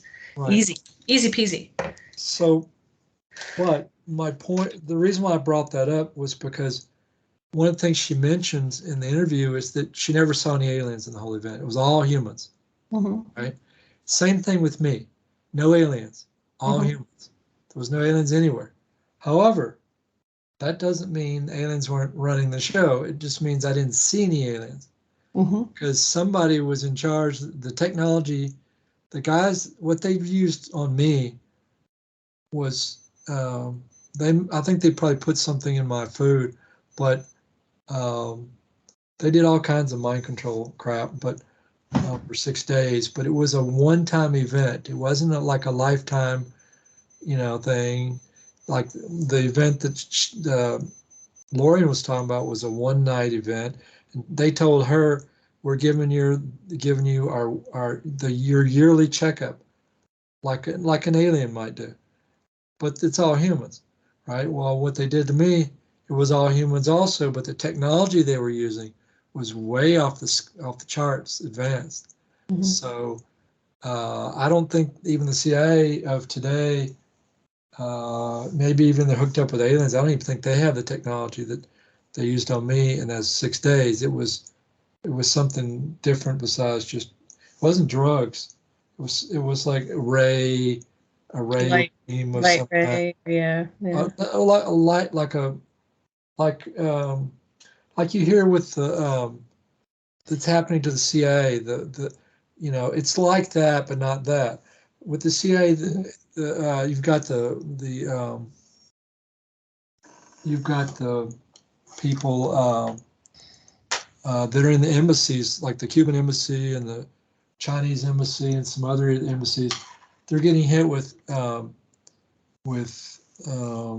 microwaves, or radio frequency, or a combination of the two, and it's literally frying their brain to where it's debilitating, where they can't go to work. Right. That's not what happened to me at all. That's humans against humans. What I was talking about, what happened to me, is also humans, but the technology is way more advanced than that, and it wasn't used to debilitate me. It was used to basically, the stuff that I experienced was so bizarre that if I start talking about it, which I have done here and there on rare occasion, I've mentioned maybe 10 or 15 minutes of it. In 31 interviews I've had, I've probably not talked more than 15 minutes total out of 31 interviews. So I do talk about it, just very little and very rarely. Anyway, but so is this over a week? This was a week? 5-6 days in a row. Okay. I was in a jail. See, here's the thing. is I got had some conflicts with my wife, and they put me in jail. And then the late, like 2 or 3 in the morning, the first night, I'd been processed all the way into the jail. I was in a cell by myself. I was no longer in the holding tank. I was processed all the way into the jail, right? Mm-hmm. And then 2 or 3 in the morning, I have these 2 cops come into my cell. The cops, now this is really strange now. Cops were dressed exactly like they are on the street. Guns, everything. Now they do not allow you get put in jail in any jail in the United States, anywhere. Yeah. They will not allow a police officer in there with his gun, ever, under any circumstances. They always make them check it before they come in with their check all their firearms, or check they're put in a holding thing. They're never allowed inside with the gun. Well, these guys came into the building, into the cell, and they had their everything like they're normally on the street, guns and all. They weren't. So you know about screen memories, right? Yeah. Okay. So I have several different thoughts about all of this. So one is, okay, if they were actually only human, they might have been from the parallel, because so my lab experience took a week. I went to bed one night, I woke up a week later, and I went to work the next morning to open the shop that I was in college, and I was running a jewelry store, and went to go open the shop, and I thought it was Saturday the next day, and it was Sunday a week later. So it was just over a week.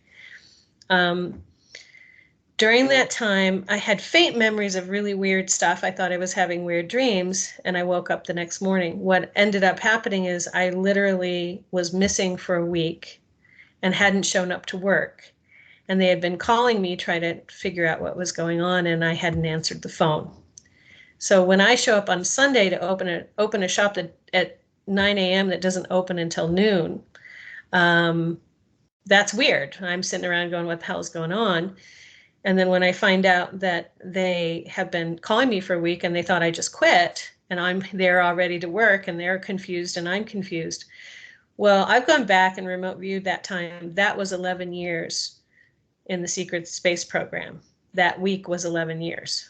So I was put back at the end of the week after 11 years being away. Mainly humans, mainly from this other timeline. Doing military stuff, looking for staff. Oh, you're smart. You can do this. So 11 years in a week. That's a whole lifetime. That's part of a whole lifetime. Relationships, everything else.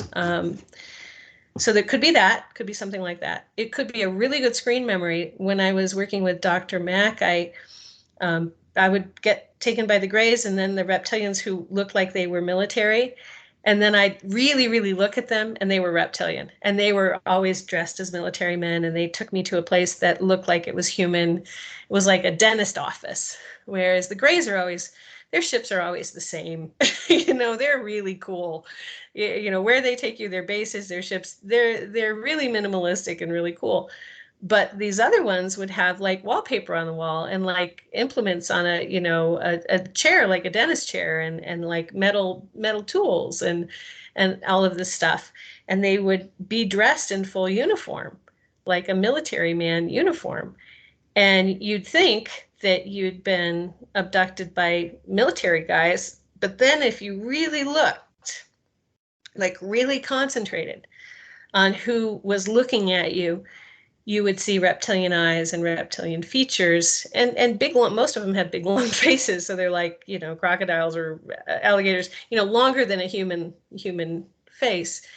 And so that kind of experience would happen rather often for me, a couple times a month, because they'd come in, they'd want to see what the Greys were doing, and they'd take me out, and they were all dressed as military, and then they'd go look at what the Greys had put in, or what the Greys had taken out, or what had happened in the experience a night or two before. Those were terrible for my body. They were not kind to me. They were not good to my body. Them looking for stuff was was not good. So it could be that. It could be actual reptilian that looks like military or reptilian military together. Or it could just be a really good screen memory.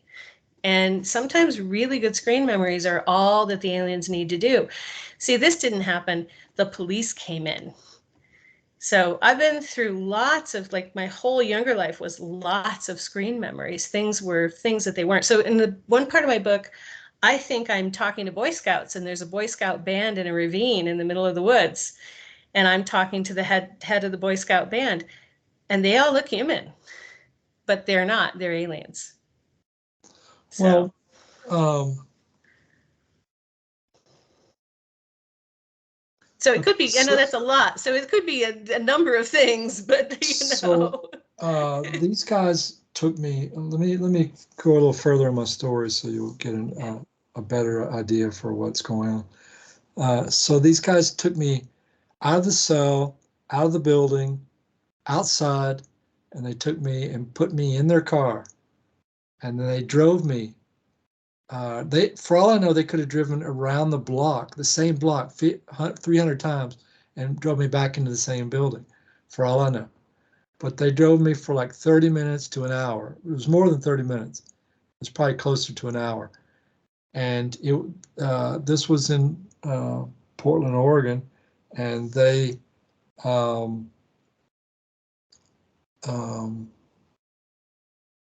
I think it was in Portland. Anyway, yeah, it's in Portland. And they drove me to another facility, like another jail facility, or like a prison, and drove into the building, parked, got out, and took me in and dropped me off. And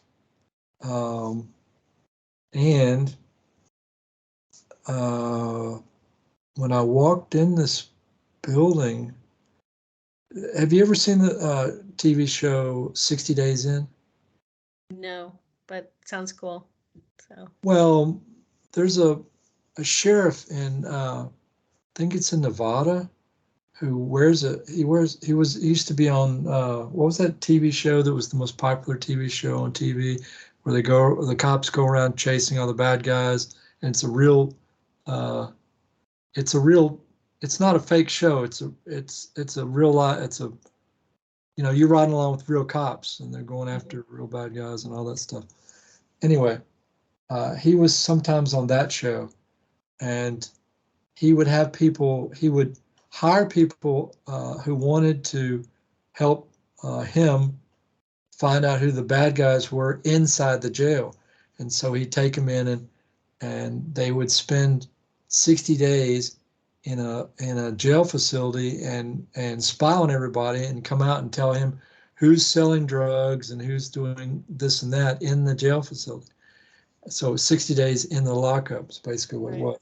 Anyway, so if you ever seen that show, it's a normal jail facility. You walk in the building and you've got an open space. Generally, there's steel tables on the first floor, and then you have a second floor where all the cells are, and the cells are lined around the outside of the room on both the first and second floor. And so when I was taken in this facility, it was just like that, except there were no tables on the first floor, and the bottom floor was maybe 4, 5, 6, 8, 10 times bigger than you would normally see in an average jail facility like that. It was huge, and there was nothing there. It was like it was blank on the bottom level, except instead of having steel tables, you had these pods, and one of these pods is what they stuck me in, and the pod was like made out of like 2 or maybe 3 pieces of steel for the whole thing. Everything inside and outside together was maybe 3 pieces of steel molded and then tacked together with tack, or however they hook steel together. It was human made, but it was bizarre looking, and it was like almost like a geodesic dome, but it wasn't geodesic. It was very odd shape. Like Anyway, an egg, geodesic egg? Did it look well, somewhat egg-shaped? Because they have geodesic eggs. no, it wasn't egg shaped. It was just an odd shape. I don't know what you would. I don't know. You can't really give it a name because it's not. It's not something I've ever seen outside of that facility. Anyway, so they stuck me in this thing and did all kinds of mind control stuff, which we don't have time for tonight. Um, but um, one of the I'll go over a few very small interesting points. There was a point where I'm in this construct, and there's a door. There's a door. The the normal door. It has a glass slit which is about as wide as your hand outstretched, and about 3 foot tall, and you can see through this slit what's going on outside. And anyway, there's on the top above the door you have scratched, not by a human who would make mistakes, but by something that didn't make any mistakes. It was scratched big, like this big each. You had like this big here, like that big. You had a star, a square, a circle, and a couple of 1 or 2 other shapes, 4 or 5 different shapes. They were scratched above the door, and they were scratched perfectly with no mistakes. And during that 6 day I was there, you had a side door, a second side door that would show up on some days. It would it only had one door, and then all of a sudden I'd wake up and there would be 2 doors. So this construct, like even the geodesic type of, it's not an egg, but it's maybe a dodecahedron or whatever. So the quantum serial environments are made that way, and you don't always see the doors. So sometimes when you're in them and you're going through, running through the whatever it is that they want you to run through to see what you're going to do at the end of the world, or what you're going to do in another testing situation. Those constructs are very similar. Like that equipment is very similar to what you're talking about. The geodesic stuff, the door appearing, the door disappearing, being able to see outside if you really want to see outside. And I'm not the only one who, there are other experiencers. I don't know if anybody's ever written their stuff down, but they have been in these, what you would call a pod. And usually aliens would take them to the pod. It would be during their abductions, they'd be taken to the pod. And then they would go through a series of testings, being set in different situations that weren't actually happening, but they were happening to the person. That person was making all the decisions, doing all the things in their mind that they would do as them. So I don't know, does that sound like what was going on? Was stuff happening to you and you were having to make decisions and stuff like that? Or Well, okay, was it terrible? Let me take it a little further. So there was one point, I'll give you 2 or 3 points real quick. So they didn't let me out of this pod for 6 days. Right. I was in the pod, no shower, no nothing, the whole time. Mm-hmm. Okay. But there was one point where they let me out for like an hour, and the guard came over, unlocked the door, let me out, and I'm standing maybe 10, 15 foot, or less than that, maybe 5 or 6 foot from the pod, outside the pod. The guard is standing maybe 5 or 6 foot from me, or 7 foot, 8 foot at the most. And behind him, I see another. When I was first taken in there was literally nobody in there, not a single soul in this facility. Okay, and then when the guy let me out, there was maybe 2 or 3 people max in the whole facility. It was still almost totally empty, right? It was one of the first things I noticed before they even put me in the pod was the place looked like it was built 10 minutes before. Did not have a scratch anywhere. There was no dust.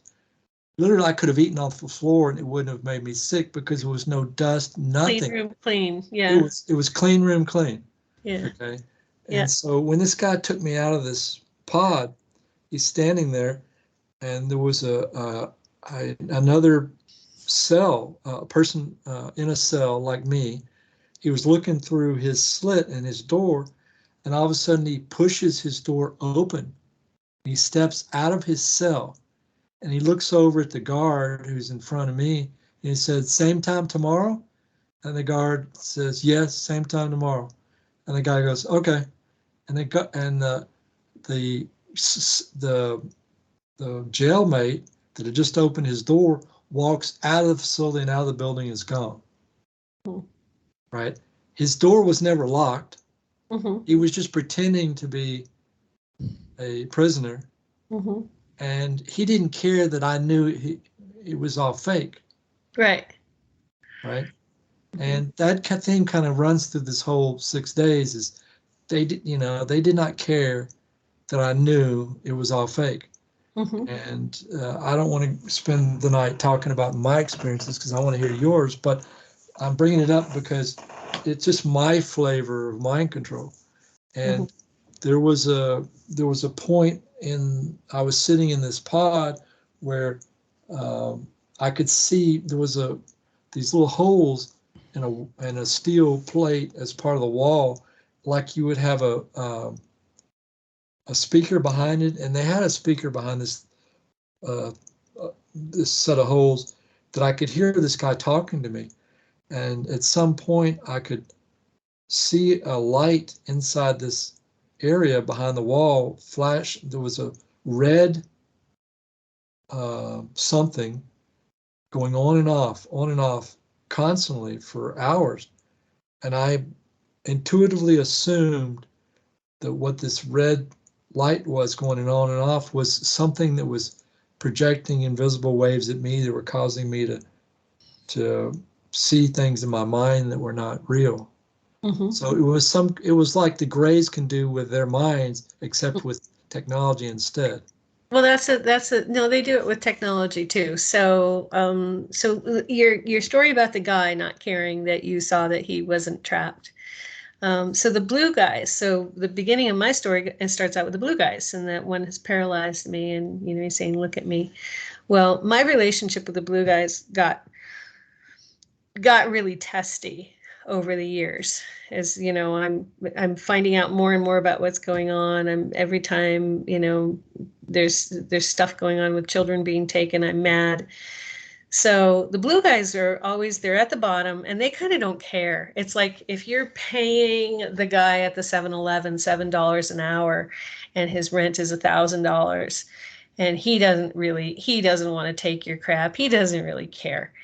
They'll do what they have to do, but it's not a joy for them, and so they kind of don't care whether you figure them out or not. But the blue guys can make you see anything. They can look like reptilians, they can look like octopi, they can look like a fish tank, they can look like a lobster, they can look like a teddy bear, they can look like Mr. Peanut. That was what they did when I was young. They can make anything appear to you because they have that telepathic mind control ability. It's not just your physical body, it is your entire mind.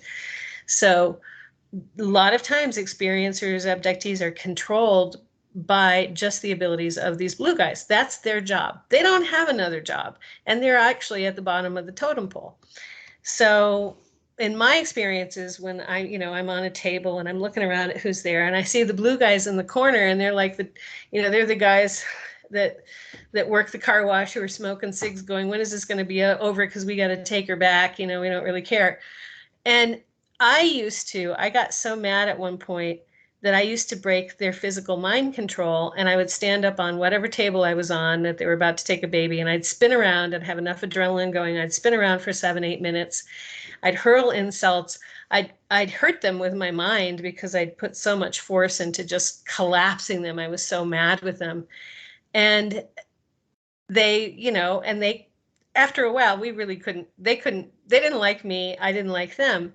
But the the funny thing was they could still do funny stuff to make you know that you weren't in the situation you thought you were in. And they would do that because they really didn't care. They're like, yeah, okay, whatever, bye, boss. Or okay, yeah, I'm done. I'm kind of bored. I'm gonna go smoke a cig. So one of the things, and this is really funny, but it's very off off piste here. One day I was getting up enough energy to break their control for a minute, and I'm yelling at one of them that he's an F face. You're I'm breaking this, you F face, you stupid blah blah blah blah F face, and I'm getting up my adrenaline. I'm gonna break your control. I'm gonna get off this table. I'm gonna beat the crap out of you. When I called him an F face, he thought back at me. He said, "Oh, you think I'm an F face? You should see what you look like." And of course, they're doing gynecological stuff. So he turns his face into a picture of into my hoo-ha, into a big blue hoo-ha, like the outer part of my hoo-ha. And it was funny. I mean, it was so funny, but that's how good they are. You could be in the middle of breaking their control, and all of a sudden you're looking at a big blue hoo-ha as their face, if you're going to call them that. So that just, the sense of humor that guy had. Okay, next week, boss, I think you weren't, you might have been with blue guys. And they might have just been pretending to be that, or the guy in there might have been pretending to be that, and you were having the training session or whatever session. I don't know what they did to you in the thing, but that sounds like the kind of sense of humor a blue guy has. And they're controlling your body so you can't hurt them. Like you would never go off and you would never go hit the police, right? So there's that exterior social conditioning. Don't hit a policeman or you're really screwed, right? So they'll use that. That's what we've already been trained. But then they have their interior telepathic mind control to make themselves look like the policeman that you won't hit. Once you break the social conditioning, which is part of the screen memory, like I broke the social conditioning because they showed up when I was conscious. So they didn't have to come looking like police or other people have been in cars with them. Like your car experience is pretty normal. Lots of kids have the car experience where they're just in a car with somebody who says they're friend of mom or dad, or they look like mom and dad, but they're not mom and dad, and they're just being driven around, and they're in the back of their home car, and these beings look like mom and dad, but they're not acting like mom and dad. So, of course, mom and dad are the authorities when you're 4, 5, 6, 7. So sitting in the back of the car with mom and dad, being very patient and not messing with them, especially since they aren't acting like there could be something wrong because mom and dad are acting weird. That's normal. A lot of people have been driven a lot of places in what appear to be cars. So, I don't know. I'm a little skeptical about your non-abduction, and you can be taken out of anywhere. You can be taken out of a jail cell, and you can be put back at any time. There are abductees who have been put back 15 minutes before they left. Okay, that'll bake your noodle, right? So nobody might have noticed you were gone if you get put back 15 minutes, except you. The people that I know were on the road, and their car got put back before it left their last memory. So but then they were put back on a different part of the road, so they didn't meet themselves. So you can be put back right where you were. There can be just like a blip in the camera in your jail cell, and you could be put back. So it's important to know. Mind control, yes, it's a big thing, and the blue guys can do it, and there are other beings can do it, and the whole entire serial quantum environment, that's a big mind control device, and it's a testing device at the same time. So you can be put in situations that you think are real, and no, it's just the serial quantum environment. Sorry. So the 11 years you were gone Mm-hmm. and were brought back, what did you do most of the time? I did logistics. I did logistics for the military. I planned getting things to and from where they needed to go. I didn't do any fighting. So so you believe that the where they take you for long years and then bring you back, that's for the other timeline, not this one, is it? You're not in this timeline, you're in the other timeline. So when you get brought back, I don't know about the de-aging thing, but you're not going to Mars here. You're going to Mars over there. And so if you looked at Mars right now, you wouldn't see, there's a lot of stuff on the Mars over there at 300 years in the future. But none of that stuff is here now on this timeline. We're in the asleep timeline. What I've been told is this is a timeline where everybody's asleep and they're just sort of like the utility closet. So when you need staff of somebody who won't fight you and don't know, you come to this point in this timeline. They're educated just enough to be able to handle the technology and be smart enough to do the things that you need done. So we're not, in the 1800s and really freaking out. But we're also really unclear on how everything works. So we're quite confused and easy to manipulate. So, and we're like the broom closet, we're the staff closet, people you don't need to pay for, but are yet educated enough. So it's a really interesting time to be right here, right now. So you went through a little blue guy experience. Who else have you had direct experience with besides the blue guys? Tall grays, tall blues. Go through an experience with each. Oh, that's way too many. I mean, we're talking hundreds of different alien species, really? Of different experiences where they could be in together, working individually. At this point, I have actual conscious relationships with different aliens. Not a bunch of them, but one of them is tall blue, one's short white. So you have current ongoing experiences with. Yeah. So my best buds, my best buds who are alien, my one I kind of consider my godfather is a short, he's a little white dude. He's a short white guy. And he engineers ships and he works with the humans that are able to pilot ships, and he helps train humans that pilot ships, or the people that work with him do that. But he's doing a lot of different types of genetic engineering because part of the ships are they're bioengineered, part is literal metal, part is biology. And these beings aren't anything like humans that are running the ability of the ship to jump in between parallel dimensions. They're trans-dimensional beings. They normally exist in between physical dimensions. And so, I mean, there's a lot of tech that goes into what they do. So my group, because of my genetics, has been mainly involved with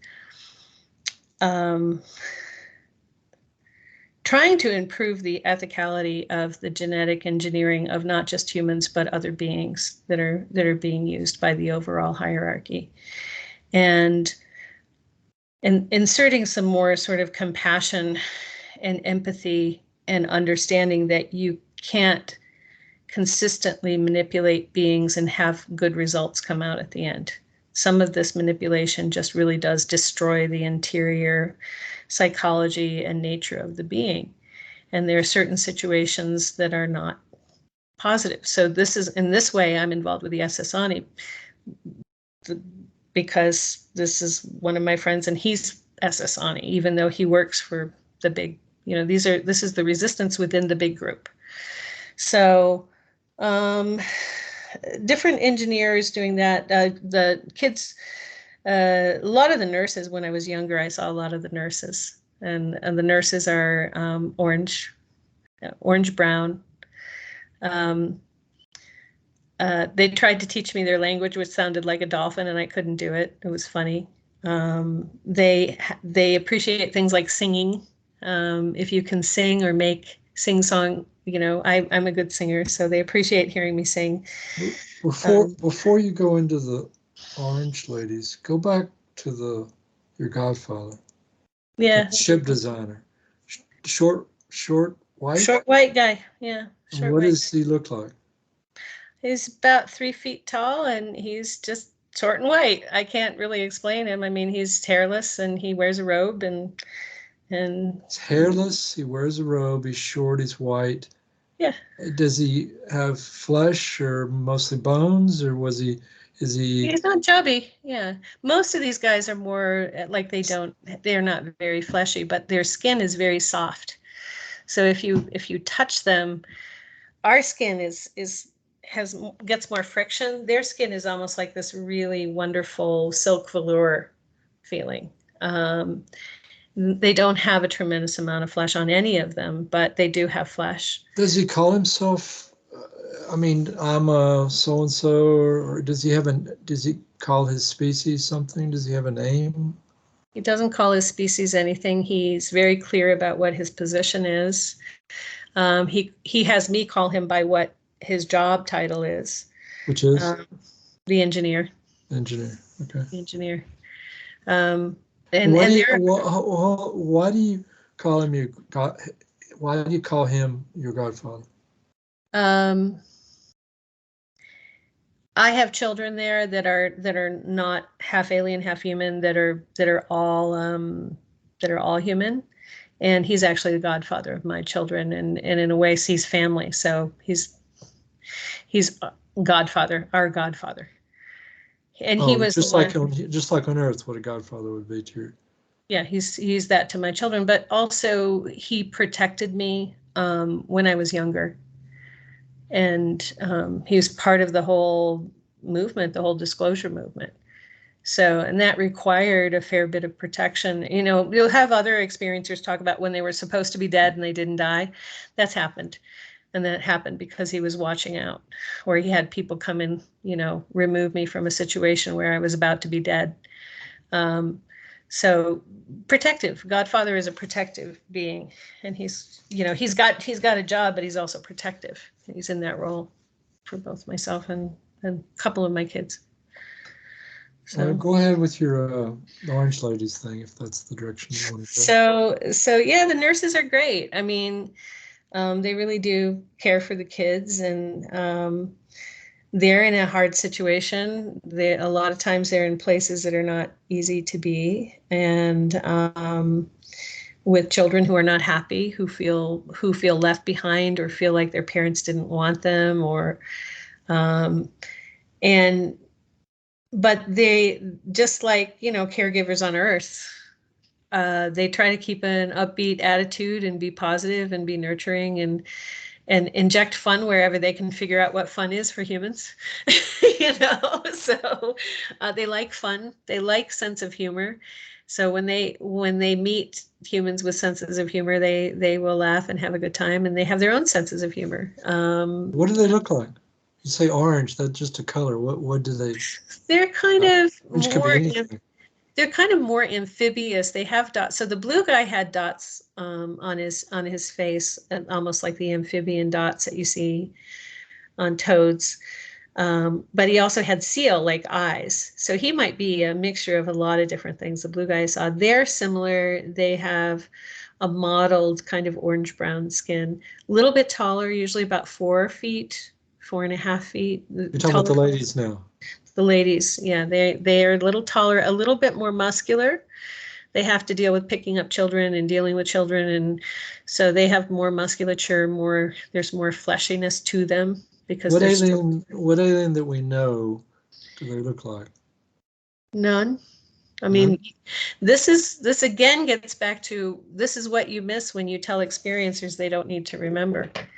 You miss the finer nuances of everything. I don't do that to experiencers. So. Yeah, but those other people who somebody wants to be the expert, and they want to tell just a very tiny snippet of the story. So there's none that I know of. That maybe one of the ones from the show in the 90s where the people were, you know, aliens were coming to Earth. I can't even remember the name of the show, but no famous anything. Species. Yeah. And this whole thing, naming them by where they're from, oh my gosh, we got to get out of that. I agree with the other person. You know, there's grays, and grays are all these many different types of beings. There's reptilians, and there are many different types of reptilians. And what was the other one she said? Well, blue guys. Oh, the blue guys are in with the grays. Yeah. Well, this was a lady who was into removing demons, and she's into more that, you know, angels and demons thing. We weren't going over aliens with her. I just happened to ask her that question. It was just a random question in a long line of things that were not about aliens. I just happened to throw out there a random alien question, even though we weren't discussing that topic. Yeah. So, Well, whatever her side is, it's pretty good. I do that type of work too. I do spiritual clearing work now, and I end up working more with people who have various, demonic, negative thought form, negative entity attachments than anybody who has any sort of alien attachment. It's very rare. I mean, what we're talking about here, what you've been through, what I've been through, I do 3, 4, 5 sessions a day with people, and I could be seeing experiencers left, right, and center, and I don't. I see more people who have issues with, if there's negativity or there's trauma, it's usually some sort of astral nasty that's not alien related. And I wish I could make that clear, because now we have this whole thing about, aliens are all demons, and it's like, oh, please no, stop. They're just aliens. They're not.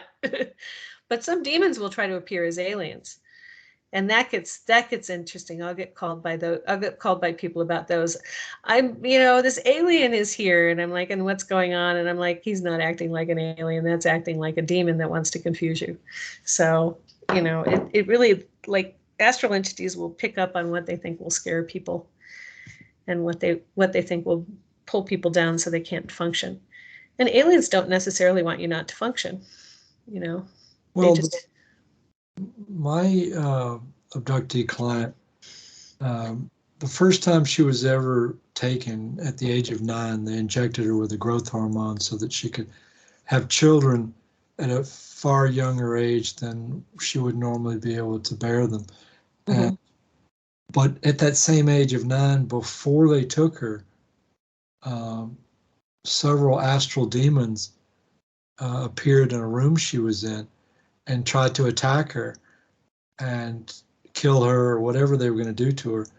And she said an invisible barrier was in between them and her, so they couldn't get to her.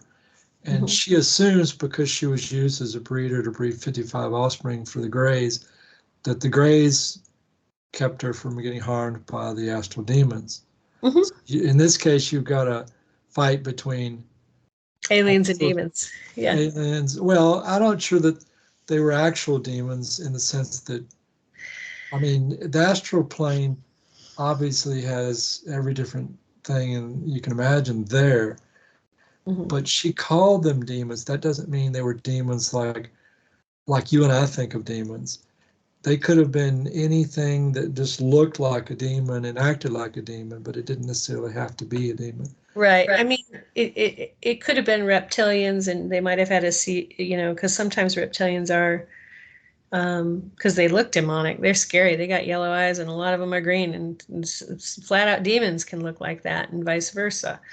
Well, if they were reptilians, she would have said so. She's a Yeah. smart lady. Yeah. But the other thing is, when we go through the trauma that we go through in the breeding program, when you have pain, when you have confusion, when you have doubt, when you have, oh, poor me, when you have, ow, ow, ow, no, no, no, demons by and large eat pain. They live in pain. So whatever they look like, they find a person in pain, and they start feeding off of that pain. And if they can, they will increase the pain so that they keep their food source nice and handy and juicy and plump. So we'll oftentimes find people, we're not talking about abductees here, but if you have a time of year like when your divorce was, or your child died, or, your father, mother died, or something terrible happened at that time of year, and you ruminate on it, and you start to become in psychological pain over it, or, conflict about it, you're going to attract astral parasites. And some of those will be of the demonic form. Some will be of other forms, any of the forms that eat pain. So I look as demonic beings as they're looking for that trauma and that pain to feed off of. So by and large, breeding program abductees, we are good food, because the breeding program is hard and it causes pain. It causes psychological pain. It causes heart pain. It causes physical pain. and some people can go through it. I know a lady who was just like, oh no, those were never my children, and I don't really have a problem with that, and everything's fine. But for me, I'm like, those are my children. I'm their mama bear. I'm not protecting them. I want them to know that if they were born here, I would want them. You know what I'm saying? So I have my own ideas about what good parenting is, and that caused me pain. This other woman, no big deal. Yeah, those all belong to the aliens. So it depends on what also who you are and what your opinion is about what's going on, how much pain you're going to have. And by and large, demons love that. Negative entities, yay, pain. Let's make more. Let's feed on it. Let's make more. Let's see if somebody else in the family is going to be a good candidate for us to feed off of. So well, I don't know. June Lundgren is the lady I was talking about, and she, I asked her, one of the questions I asked her was, how big a percentage of the human population now has attaching spirits? She said 40%. I said, how many? And then she said 35% of demons and 5% are other things. So I go with more, and I go with different, I go with more negative entities, more and more negative entities. I would say 35% demons. I would say 80% humans can have it. They may not have it all the time. There's only about 19%, 18 or 19% who can stay relatively negative entity free pretty consistently. And that's from my years of doing this work. But you have thought forms that you create yourself that are negative. You have negative entities, you have demons, and you have satanic beings. Now, that's my ideology for them. So she might put satanic beings in with demons, but satanic beings are about feeling trapped. They want you to feel controlled, trapped. And if you feel controlled and trapped, like mind controlled, trapped being an abductee, you might actually attract some satanic beings who live in the kind of pain that comes from being controlled and trapped. And demons just, they're bad. So they just like killing people. They like people to die slowly and horribly. And thought forms do all sorts of different things. And then they're negative entities. And there's a lot of small ones that don't do much. It just give you bad feelings toward your coworkers or your car or your morning drive. So there's a lot going on. Well, the way I look at it, okay, so when she said 40% and then 35% are demons, I was like sort of almost right on the money way I look at it. Mm-hmm. It's what you're saying and what she's saying are both correct. Yeah. It's just what you have, the way I look at it is 30, let's say relatively. I'd say she's right on the money for that number for demons, for that, like that would be, even though, yeah, if you're just talking demons, that's right on the money. What I'm thinking is that relatively 1/3 of humans have had attaching spirits in the past. 1/3 have them now, and 1/3 will have them in the future. So that's 100%, but just not all at the same time. Yeah. Yeah. I would up that number, and I would say not all the time and not all at the same time. And some are very susceptible. If you have mediums who are not trained, they're very susceptible to carrying major demonic or major entity attachments that alter their behavior in such a way that is negative, that they can become dangerous because they'll just channel them. If you have somebody with an identity disorder and they don't want to be themselves and they don't want to be grounded on this earth and they don't want to know who they are, they don't like themselves, and they step out of the way to allow another entity to run them, that's problematic. And that might be 1% to 2%. You know, we're talking about psychotic breaks, 1% to 2% of the population. But, you know, identity disorders can lead to demonic possession. So that again gets to another thing, is like, people, you need to know who you are. You know, even if you don't like who you are, you want to know who you are. And I get real when I see demonic possession or negative entity attachment and possession. Sometimes, they're not always, like they'll come in, they'll run the show for 10, 15 minutes, 2 hours, get back out. Alcohol, drugs help them run the show for somebody, and they can do terrible things that person would never ever do. in that 15 minutes, 2 hours, whatever it is. So it's scary. That's more likely than somebody being abducted by aliens. Like way more likely that you're going to meet somebody who has a demonic attachment. But it really, I think the baddies, the real baddies, that's like 2.5, maybe 3%, where the demon runs the show for an amount of time to do something really bad. Well, I think that most people who have attaching spirits don't know they have them. Yeah. And so, are you getting tired? Do you want to? Yeah, we've gone over 2 hours. I think that's been a good long show there. I got so I don't know, a few more questions and we'll call it. Do you have any other questions? What is the meaning of life? No, I'm just kidding. So 42. I already know the meaning of life. That's actually a question. I got the answer to that one, but through my hypnotherapy. But if you've got anything that you just want to tell the audience, like, first of all, you've got. When I went and looked on Amazon for you, I only found the one book, and it says 2 others. Did those 2 others get published? No, they're not. So I ended up getting really sick and I almost died a couple times right after I wrote the first book. I had severe anemia and I had a hemoglobin over a couple of years that would not budge above 5. And the doctors were like, how are you walking around? How are you talking? How are you working? And I was like, I don't know. I'm a spirit in a body. And I said, not yet, So, but what it did do at the time is it made it so I had a lot less energy to write and work. And I opened up a shop and a gallery in New Mexico in a little art tourist town. It was very funky. And I have to work for a living, I'm a soul supporting. I didn't get married. I don't have a husband who supports me. And having that happen for a couple of years where I was so depleted and had such bad anemia, I couldn't get the next book done. And then work picked up as soon as I got better, as soon as they figured out I just needed a little tiny pill and they hadn't been giving it to me. And it was like, finally, one of my guides said, you need this pill. And I said to someone, I need this pill. And they said, oh yeah, of course, that'll work. So stupid human tricks, doctor tricks, like you could have just given me that pill instead of take 2 years of my life. So when that got resolved, my work picked up in my gallery and I work with people, which is, I will work with abductees, but you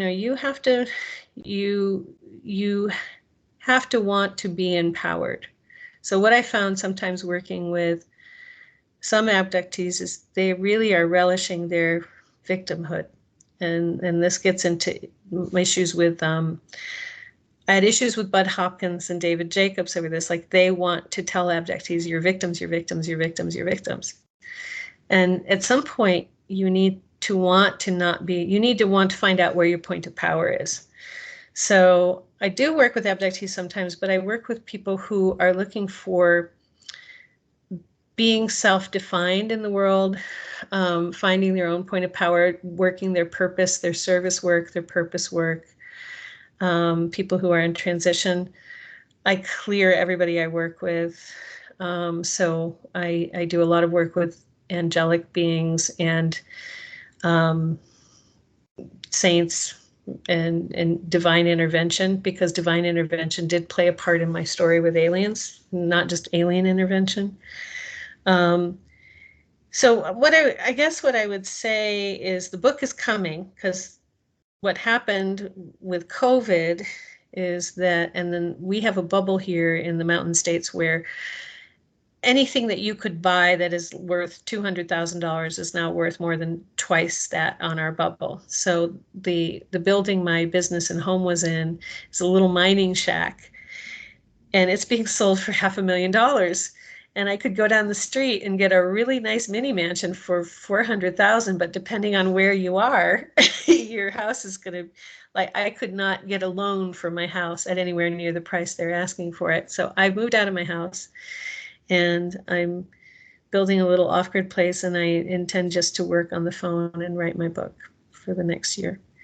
And next year and a half. So that one, the middle one is thorny because it's about the research. It's about really complicated, a lot of stuff that we talked about, these different kinds of aliens, they get introduced in the middle book. The nurses and how the blues behave, and the little white guy and the tall white guys, and some praying mantis types. There's praying mantises in there too. And there's So all these. what kind of off-grid place are you building? I'm going to start with a dome tent and to live in, and then have a tough shed with the water and the kitchen on it. So One of those easy to build dome. geodesic, the geodesic domes that take like a day. They're like, you can build them, and they're really super easy to build. Yeah, the deck is going to be the hardest part in the building the deck for it. I hope there's no storms. They're actually really wind resistant, and I'm in a windy spot. I'm up on an overlook. I'm on the top of a mesa that overlooks the Rio Grande Valley and the Jemez Mountains and the Ortiz Mountains. And what state are you in? New Mexico. Okay. Yeah, but they can do 100-mile-an-hour winds. But you can get differing thicknesses of pipe. So if you want to be someplace that has really super windy stuff, you can get thicker pipe. I think they can go up to 150 either kilometers or 150 miles per hour.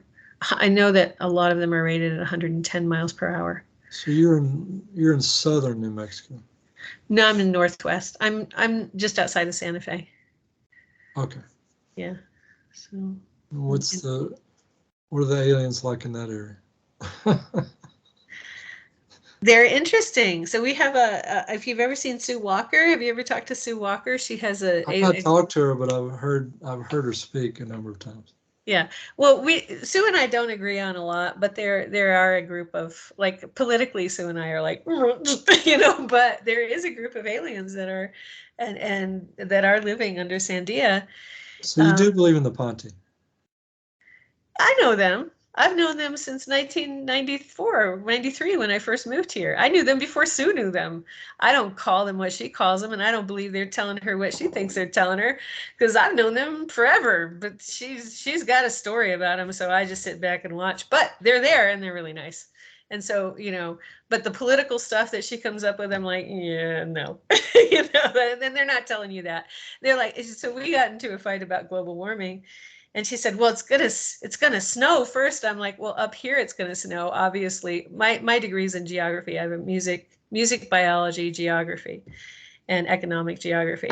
So she's talking about, well, we're gonna have deep snow before we get too warm. And I'm like, yeah, up here we're gonna have a crap ton of snow because we have all of that warm water coming out of the oceans, dumping on the mountains through adiabatic cooling. We're gonna have so much snow, you're not even gonna be able to find yourself. It's gonna cover your head. But that's still part of global warming. I couldn't even get there with her because, some of the aliens had told her we were going to have a lot of snow. Well, yeah, here we are in Sandia. Yeah, we are. In Colorado. Yeah, we are. But every place else is going to be drying up and flooding. So like, it gets really hard for me sometimes. It's like, yeah, but those guys are there, Sue. And they're nice, and yeah, they'd like to come out, and yeah, they're under stress. And there are groups all around the earth, Lake Erie, mountains in Maine, Catskills, Lake Erie. She likes to say that the Ponte run around with, or some of the Ponte run around with the Sasquatch. Yeah, the Sasquatch don't like aliens. I do. I lived as a hermit in Sasquatch territory in Colorado for 7 years. And when aliens showed up, the Sasquatch got very upset. They think, by and large, at least that group thought that they abduct Sasquatch. And Sasquatch does not like to be abducted. And Sasquatch is very aware of them, and Sasquatch is very telepathic. So do they run around with the Ponte? Maybe. There are Sasquatches in the area where the Ponte are nice aliens. Yeah. They're nice. That's the point. If the Ponte are nice and the Sasquatch don't like abducting aliens, then kind of they're on different sides of the fence. It doesn't make Sasquatch. Once you piss off a Sasquatch, they're not. I mean, I don't know if they. I've not heard of the Why would Ponte. you want to do that? Why would you want to piss one off? You abduct a Sasquatch, they're going to be pissed off, and they're going to tell everybody they have an oral tradition, and they also are not as subjected to mind control as we are. I don't think the Ponte abduct anybody, do they? No, they don't. So And they're in the same area where the Sasquatch hide. So there you she go. says they're hanging out with the Sasquatch. Well, it's a good place for both of them to hide. I think, maybe it's just the fact that they're both using the same terrain as cover. I by and large, when Sasquatch, I've actually seen Sasquatch in one of my own abductions, and this is from 1990, where I was in an abduction and I'm walking past a Sasquatch, and the little alien leading me is saying, "Don't look at him, just look straight ahead." And I'm like, "But that's a Sasquatch." And he's like, and he was behind bars, like they had him in a cave behind bars. We were in a cave up by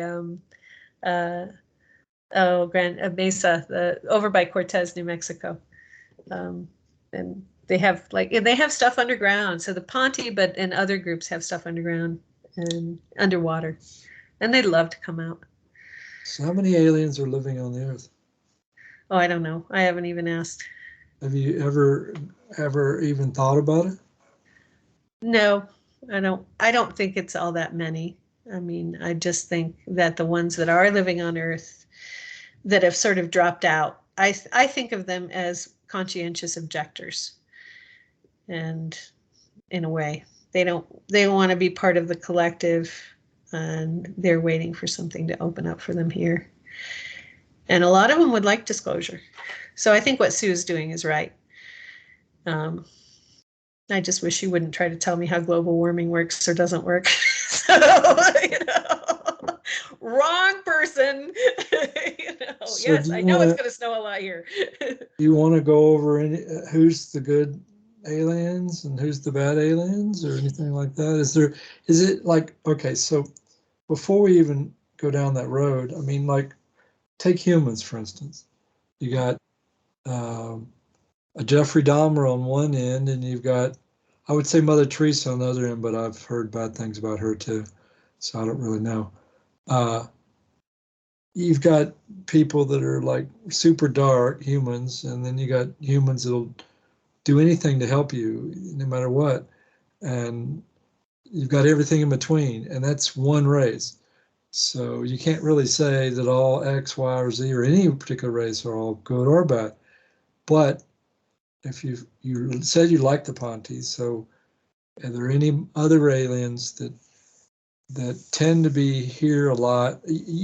How do you feel about the little blue guys? Are they good guys or bad guys?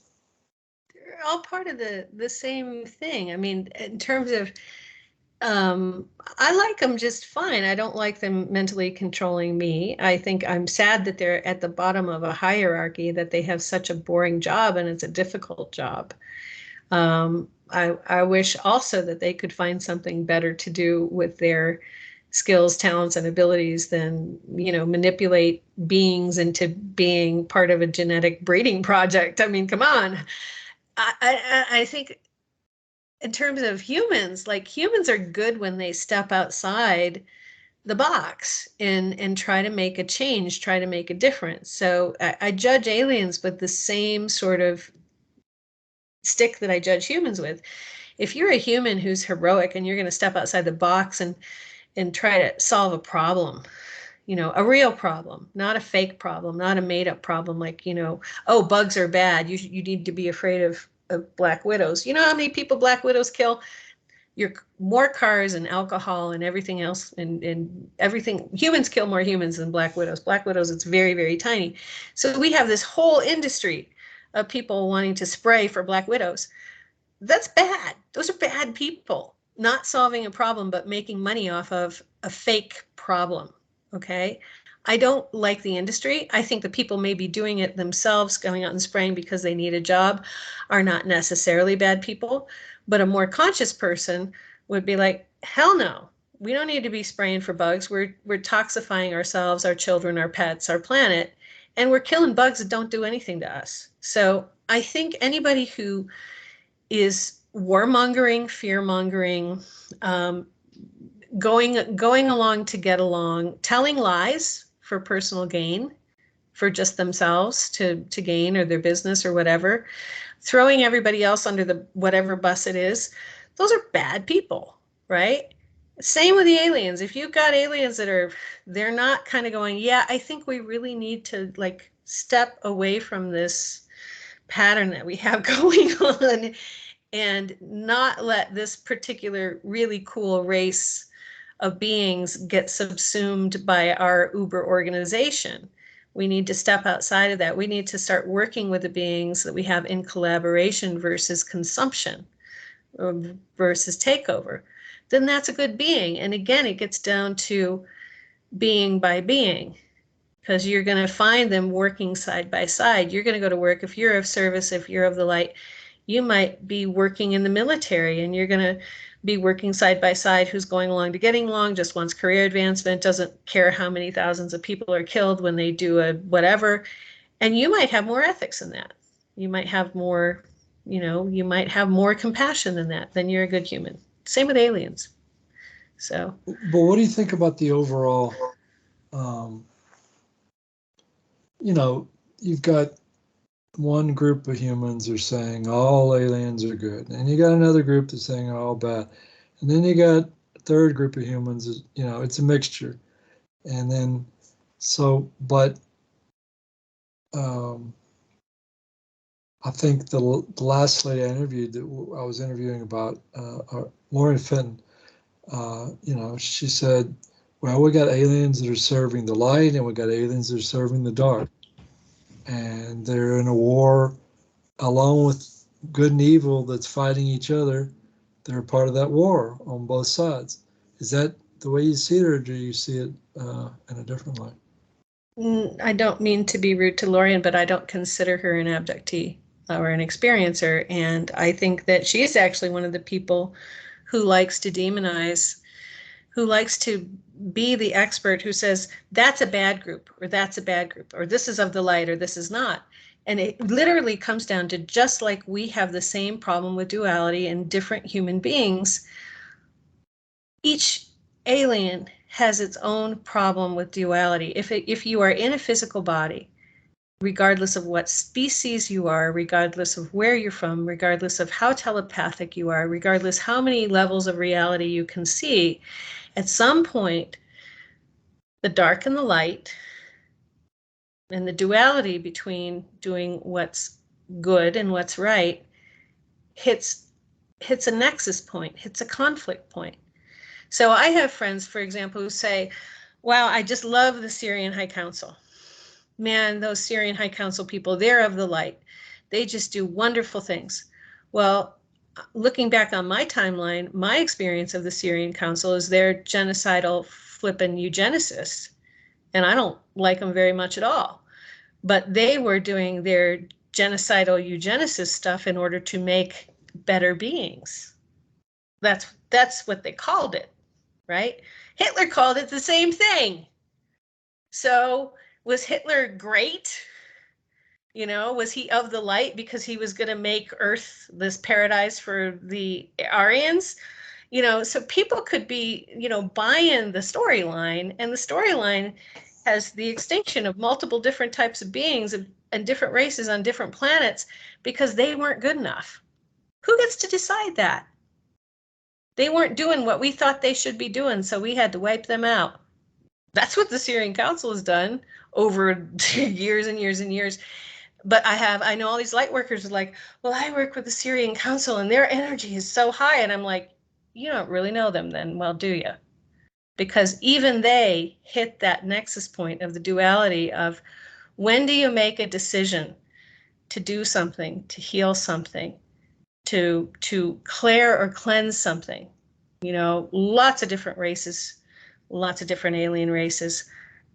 We don't like those guys. They're against our agenda is this, and these guys are antithetical to our agenda.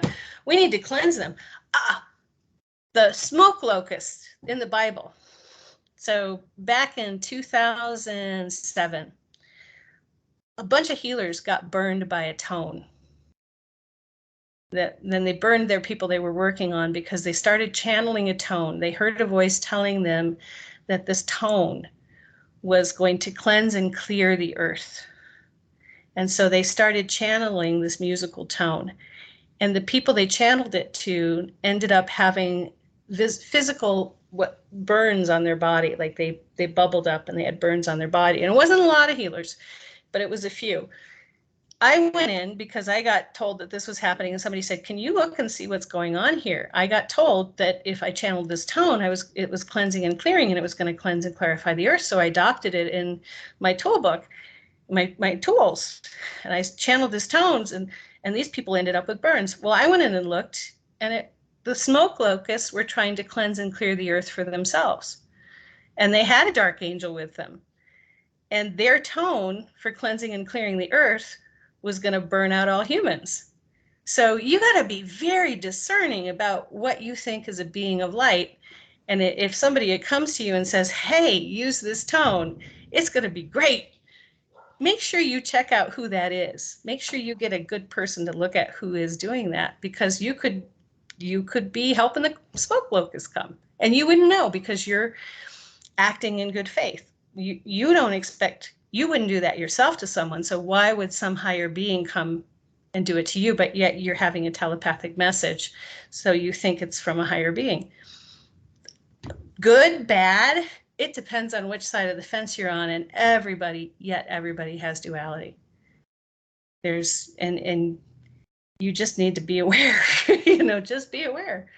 If you really want people to get healed and to be awake and to be compassionate, and not have physical pain, so they're not being vampired by negative entities, do your work with as much integrity and as much caution as you possibly can do it with, and be as gentle as you possibly can be, but know that there are always competing agendas, and that what appears to be cleansing and clearing might not mean what you think it means.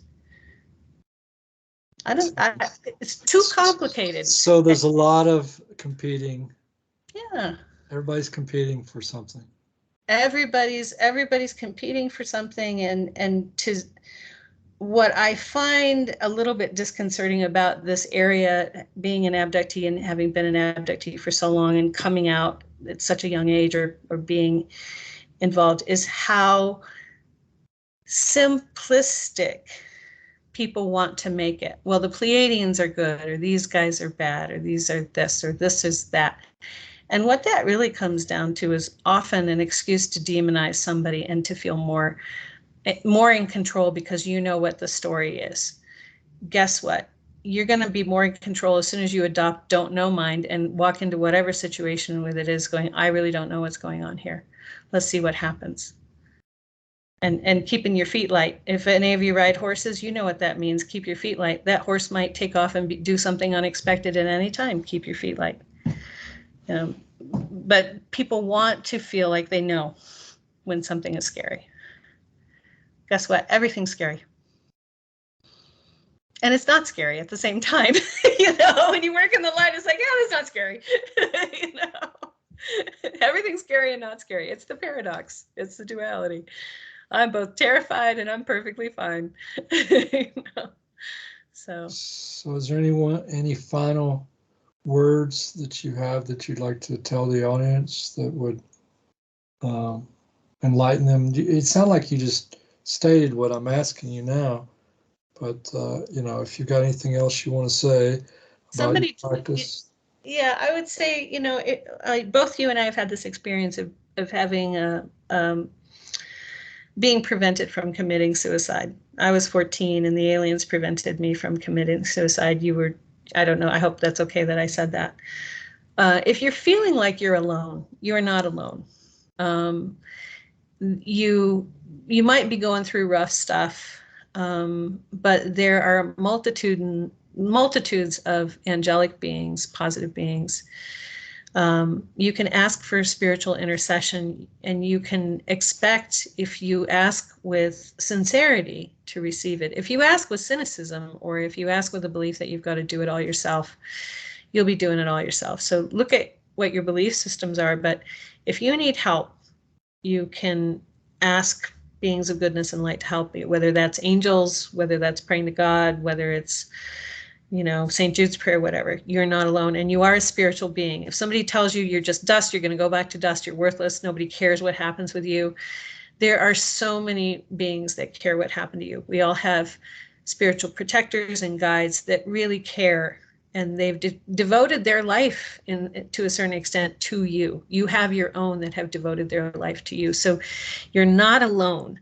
And no matter what happens, if you can look at what happens from the perspective of, this is your learning experience, you're here to learn. You're here to learn about adversity and duality and what it is to be human. And you're here to learn to love. If you can look at it from that perspective, it's going to be far easier to move forward in life than if you're just grasping at everything is bad and I'm a victim and it's all going to go to crap.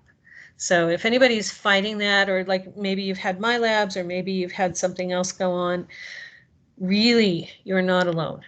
There's a lot of help out there, and there are people too. So if people want to get a hold of you after this is all said and done, what's the best way? If you're open to that, what's the best way for people to reach you? Well, so I am not open to people telling me their story for hours and hours. I get very tired. I am not open to free work, but I do work at elizabethanglin.com. So if you want to check out the services that I offer there and see if that fits with something that might work for you, I am happy to work with you.